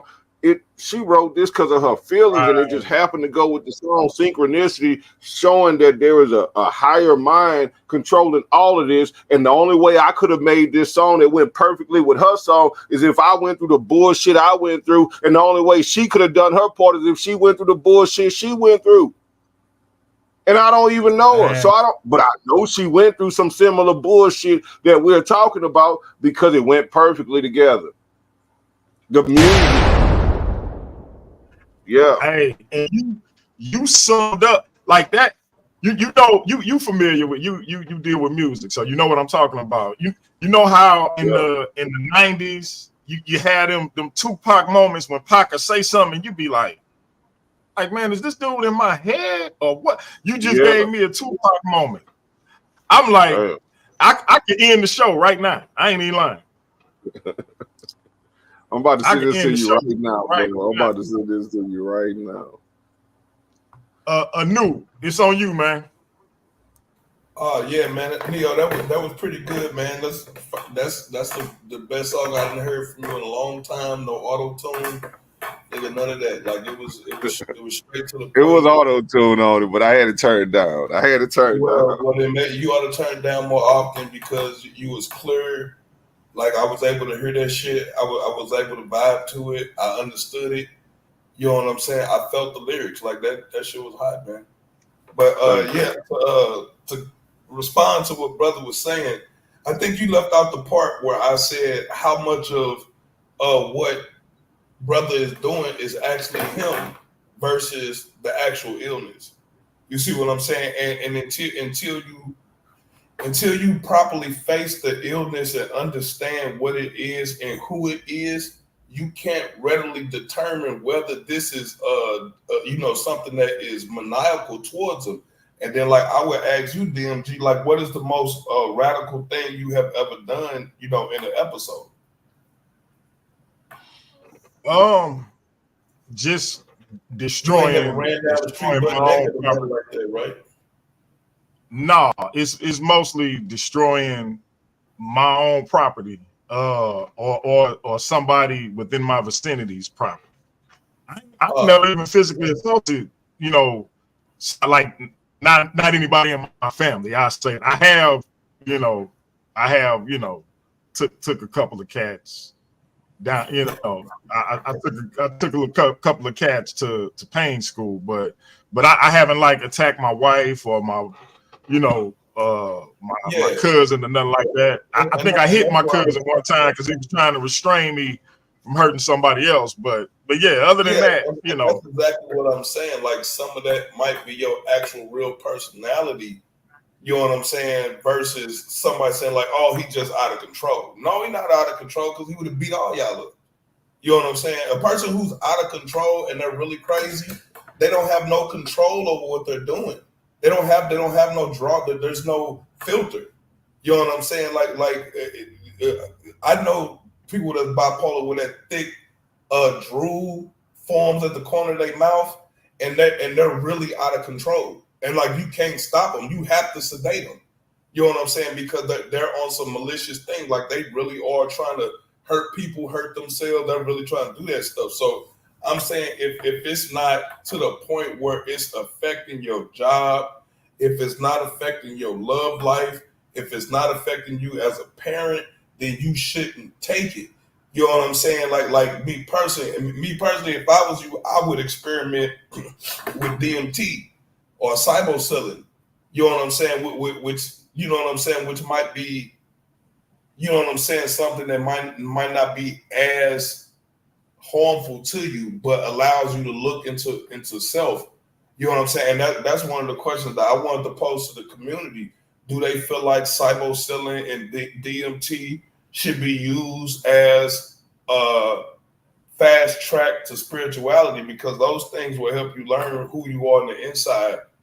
You know what I'm saying? And if you've never taken DMT or psilocybin, then you probably don't understand. You probably don't understand. But you'll take the white man drugs, you know what I'm saying, and it's doing all type of crap to you that you don't know. But once you take psilocybin or you take DMT, it's going to augment your brain and the way you think forever. It might correct those things. So you know what I'm saying? That's my comment on that. okay. And listen, one of the things that I did do, they give you, one of the things that they prescribe is lithium. And one thing I do, instead of taking the prescription Shit. lithium, I take the herbal lithium, because it's just, yeah, that stuff was just it. I felt I didn't get to the point Neo got to, but I felt like I could have. And so and I ain't gonna hold you. I just told them, I got to switch up, and I took it up on myself because it did curb the, the nuances, and it didn't take away from, those aspects that I want to foster, like the creative aspects and things of that nature. But the way it made me feel was just like, hey, this ain't it. And so moving to the herbal, Your body. yeah, it didn't, like, not to be gross, but my movements wouldn't, they didn't look natural. When I would do the number one, as the grown folks used to say when they was trying to be prim and proper, that wouldn't right. Like, I don't know if you ever stood at the toilet for 10 minutes, but and that wasn't occurring before that. You know what I mean? So it just got to a point where it was like, nah, I can't do this. Now I don't have those issues with the herbal form though. So I'm not dismissing what y'all saying at all. Bro, I just, if DMG, if you read the possible known side effects to these drugs, I dare you to just look them up. And the side effects are way fucking worse than what you going through when they put you on it. Like possible death, diarrhea of the bladder, growing man boobs. Look at this shit. weight gain is definitely. I went from 195 350 pounds in like a 10-year span. Yep. Absolutely. Go ahead, Connie. Ladies and gentlemen, please do not try to self-medicate. Always make sure to get your allergy test, because sometimes if you mess with these herbal elements, you might get allergic to something that the herb or even a particular medicine might give you, because you get yourself seriously hurt. There's a lot of case studies. I'll bring up a very famous case study really fast, just so you all could know how serious it is. Sonetta talked about on his show one time when he was, I think, getting some herbal help from Minister Inky. And I think it was during the coronavirus thing, and he kept getting sick. And then he went to the doctor, and the doctor said, "Man, I don't even know what you taking, like whoop-de-woo." So please, everybody, do not self-medicate. And if you are going to self-medicate and deal with herbs, I'm not saying anything is wrong with herbs, but please get you an allergy test so you know everything that you're allergic to, because the ahimbe plant might wind up killing you in some way, shape, or form. So please, everybody, do not self-medicate. Please get your allergy test. I know y'all love Dr. Sabian here, but please self-medicate and try to go to a medical professional. So just self-medicate. I mean, please don't try to self-medicate. Allergy test, please. When you share my that's screen, real. I told you what happened to me when I took that Yahimbe, didn't I? Yep. Yeah. So we're gonna get ready to get out of here though. We've been on for over 2 hours. Hold on, I want to say something too real quick. I want to say something too as well. I knew I was trying to say something too. No, I'm gonna say something real quick. So I'm just telling you to share my screen real anyway, quick. but I'm going. I got you. Anyway.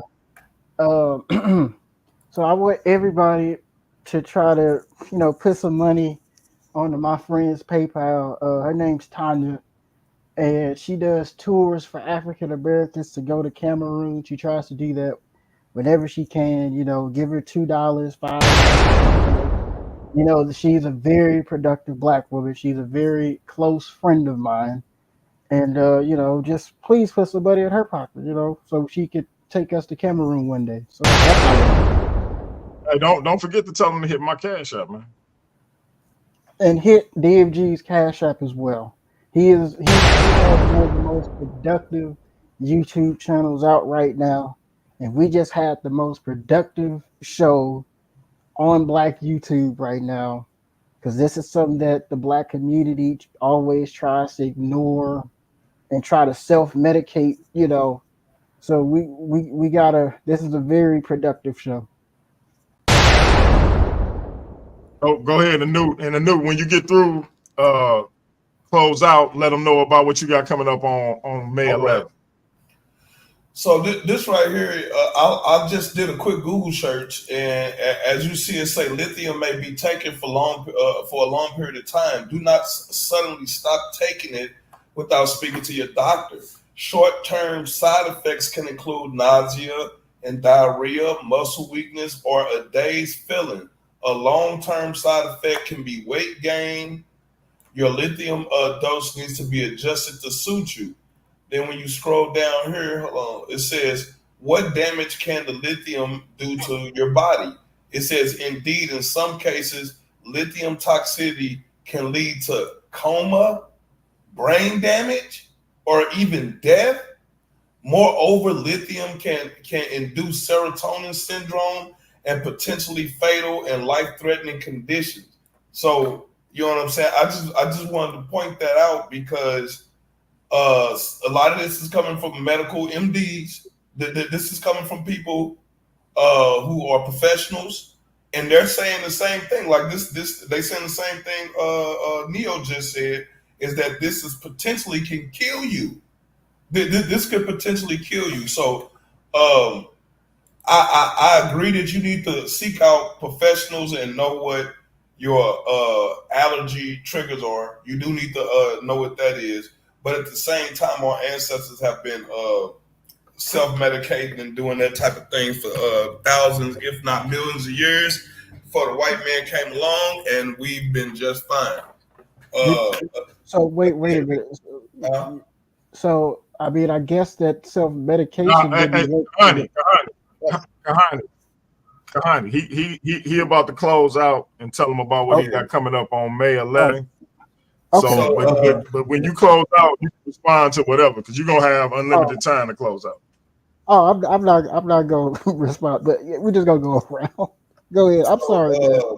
Brothers, we had a good show, man, and like I said, I love the fact that this topic was something that really has to be addressed in our community, because we don't really deal with mental health or disabled disabilities at all, for real. We always talking about religion or science or something like that. So this was a real good thing. Y'all have to stay tuned. Keep your ears up. May 11th, we having the Dream Team funeral. You know what I'm saying? They going up against Naga. God is light, light is electromagnetism. You know what I'm saying? So make sure y'all wear y'all good suits, a good tie, a tux, preferably. You know what I'm saying? Make sure y'all got some good Negro spirituals to sing, because they're going to get the guillotine, and we serving out Dream Team meat for everybody. So May 11th, stay tuned right here, Paradigm Shift 314. Make sure y'all check out DMG TV 314 as well. Make sure you check that out, man, and support the brother. You know what I'm saying? Also look towards some of the merch that they got coming out. Some of the creative brothers, man, let's support each other. My man, I appreciate that, bro. And he's saying it's gonna be the Dream Team funeral, ladies and gentlemen. Hey, y'all be here, man. March 11th, probably the biggest debate in the history of my young channel. The Dream Team versus Naga. We got the urban apologetic assassins versus the electromagnetic messiahs. This is going to be a powerful one. May 11th. Neo Love, it's on you, bro. Yes, sir. Yes, sir. I'm waiting to see that. That's a 3-man, 3-on-3 competition. Like, I'm trying to see how that's gonna play out. I'm waiting to see it for real.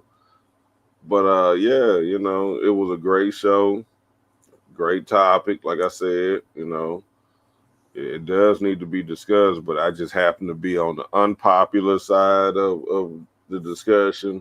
I'm one that supports the whole drink the oil, drink the holy, blessed, anointed oil, put it in your food, cook with it, bathe with it. I'm one of them. I believe that side of it, because I believe a lot of what's going on is spiritual, and they're trying to fix it and correct it medically, and it just does not work. But to a group of people who don't believe in the spirit world, the scientific way makes sense. But to people who believe in the spiritual world, you wasting your goddamn time. They're not even saying they know what caused it or can fix it, can end it. How do I cure it? What operation, what medication can you give me to correct this forever? I take it one time and it's over with. None. So you don't know how it was caused, and you don't know how to cure it and correct it. So you don't know what the hell it is. You're just sedating. Hey, spiritual way make more sense to me. I'm out. Neo. One love. Find me on all major platforms. Neo One Love. Neo ONE Love. On all major platforms.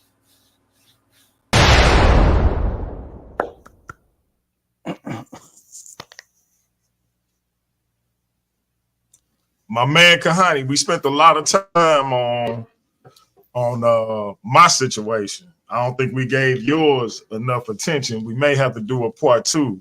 But, respond to whatever you want to respond to regarding the things that was said about my situation. But do make sure you get across what you need to in terms of what you would like to see moving forward about yours. Okay. First things first. Please, everybody, put some money on the PayPal NBX network. Tanya always does tours for African Americans to go back and forth to Cameroon. Very productive sister. Number two, I just want everybody to understand this from a historical perspective. Our ancestors were not out here self-medicating themselves. We were already inoculated with the smallpox vaccines by the great African Onzimus, and that's why we were taken to the West Indies, because smallpox was not killing us, and especially on my condition. I just want people to really understand, at least for me, if you all see me in the fight, please help me out. If you need help carrying a TV down the steps, I may not be the best person to help you out, because I wound up dropping it. But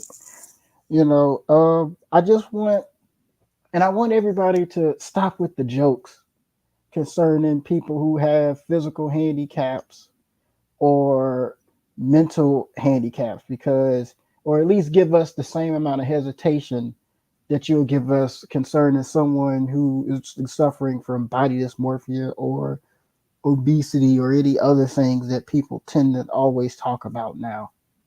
So, and this was probably the best, most productive show that I've ever been on in my time being on Black YouTube. I hope that this video is shared all across the world, all across the platforms, because I think conversations like these need to be said and talked about, and we need to get into a powwow or something and all address our grievances from the people who go through these physical and mental setbacks versus the people who live amongst people who have those. So I hope we have more like these. So thank you all very much. I love you all, and may the earth survive for another million years. Wait a minute, Kuhani, did you say for another million years? Yes, I hope the earth is healthy, and I hope that You we wake know up. you Mhm. Go ahead. No, go ahead. Yeah, I hope. No, I was gonna I say, hope. Yes. you know You it's people know, who say the earth is only 6,000. I ain't gonna start that. I ain't gonna start that. Because I know you don't want to come out of retirement. I ain't gonna start nothing. I ain't gonna start that. and Go ahead Armageddon and finish comes up my bad. before then. Yeah, I just hope that the earth, we as earthlings, I hope that we get to a place where we find out that global warming is real, and this, you know, and I hope the earth, lasts for a million years. And I love you all, you know, and just remember, we are the ones who need help.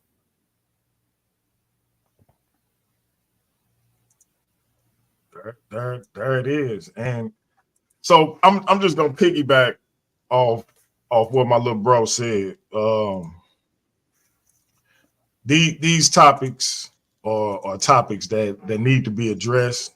They need to be talked about, no matter what side of the fence you on, regarding how they should be addressed and what should be done about it.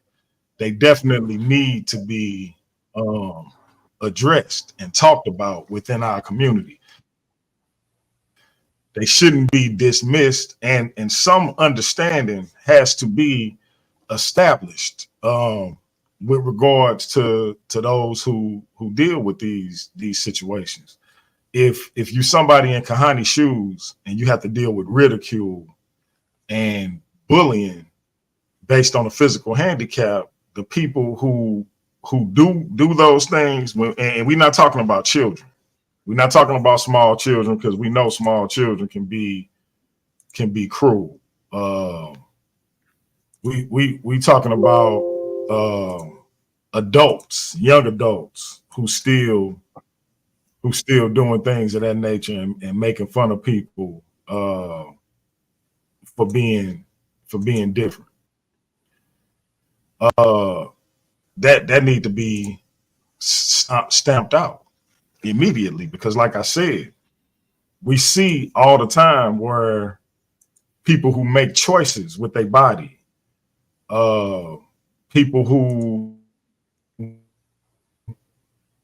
are morbidly obese, people who have situations like diabetes, which is very serious, they get respect put on their conditions with regards to how serious we have to take them, how we have to talk regarding those situations.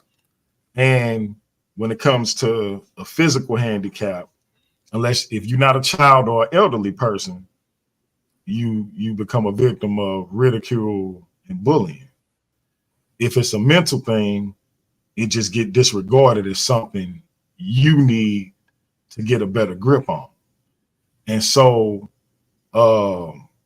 whatever you believe the solution is, at the very least, address it, talk about it, and try to parse that thing out. But don't ignore it. And so that's my 2 cents on it. Luckily for me, I haven't, outside of one fake YouTube advocate, I haven't had anybody sort of try to use it as a weapon against me. And good luck if you do, because y'all know me. But I haven't had anybody even do that. So shout out to everybody, like I said, that reached out, that gave encouraging words, etc. You're gonna have to tell me who this YouTube. You're gonna have to tell me who this YouTube advocate is after you go off live. You know. Yeah. I will. And shout out to Neo for that song, man. That song hit me in the gut. So I appreciate everybody for coming on, especially my brother Kuhani, who came up with the idea for the show. And we're gonna be black at it again. Unless something changed, I got Kyle coming up tomorrow night.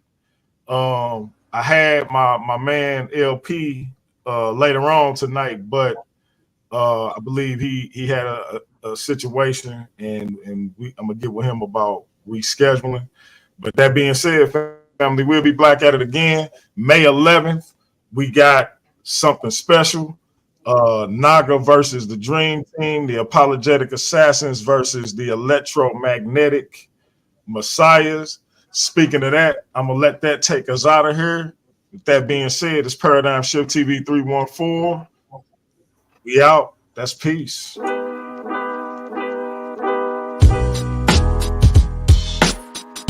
my real rap, man.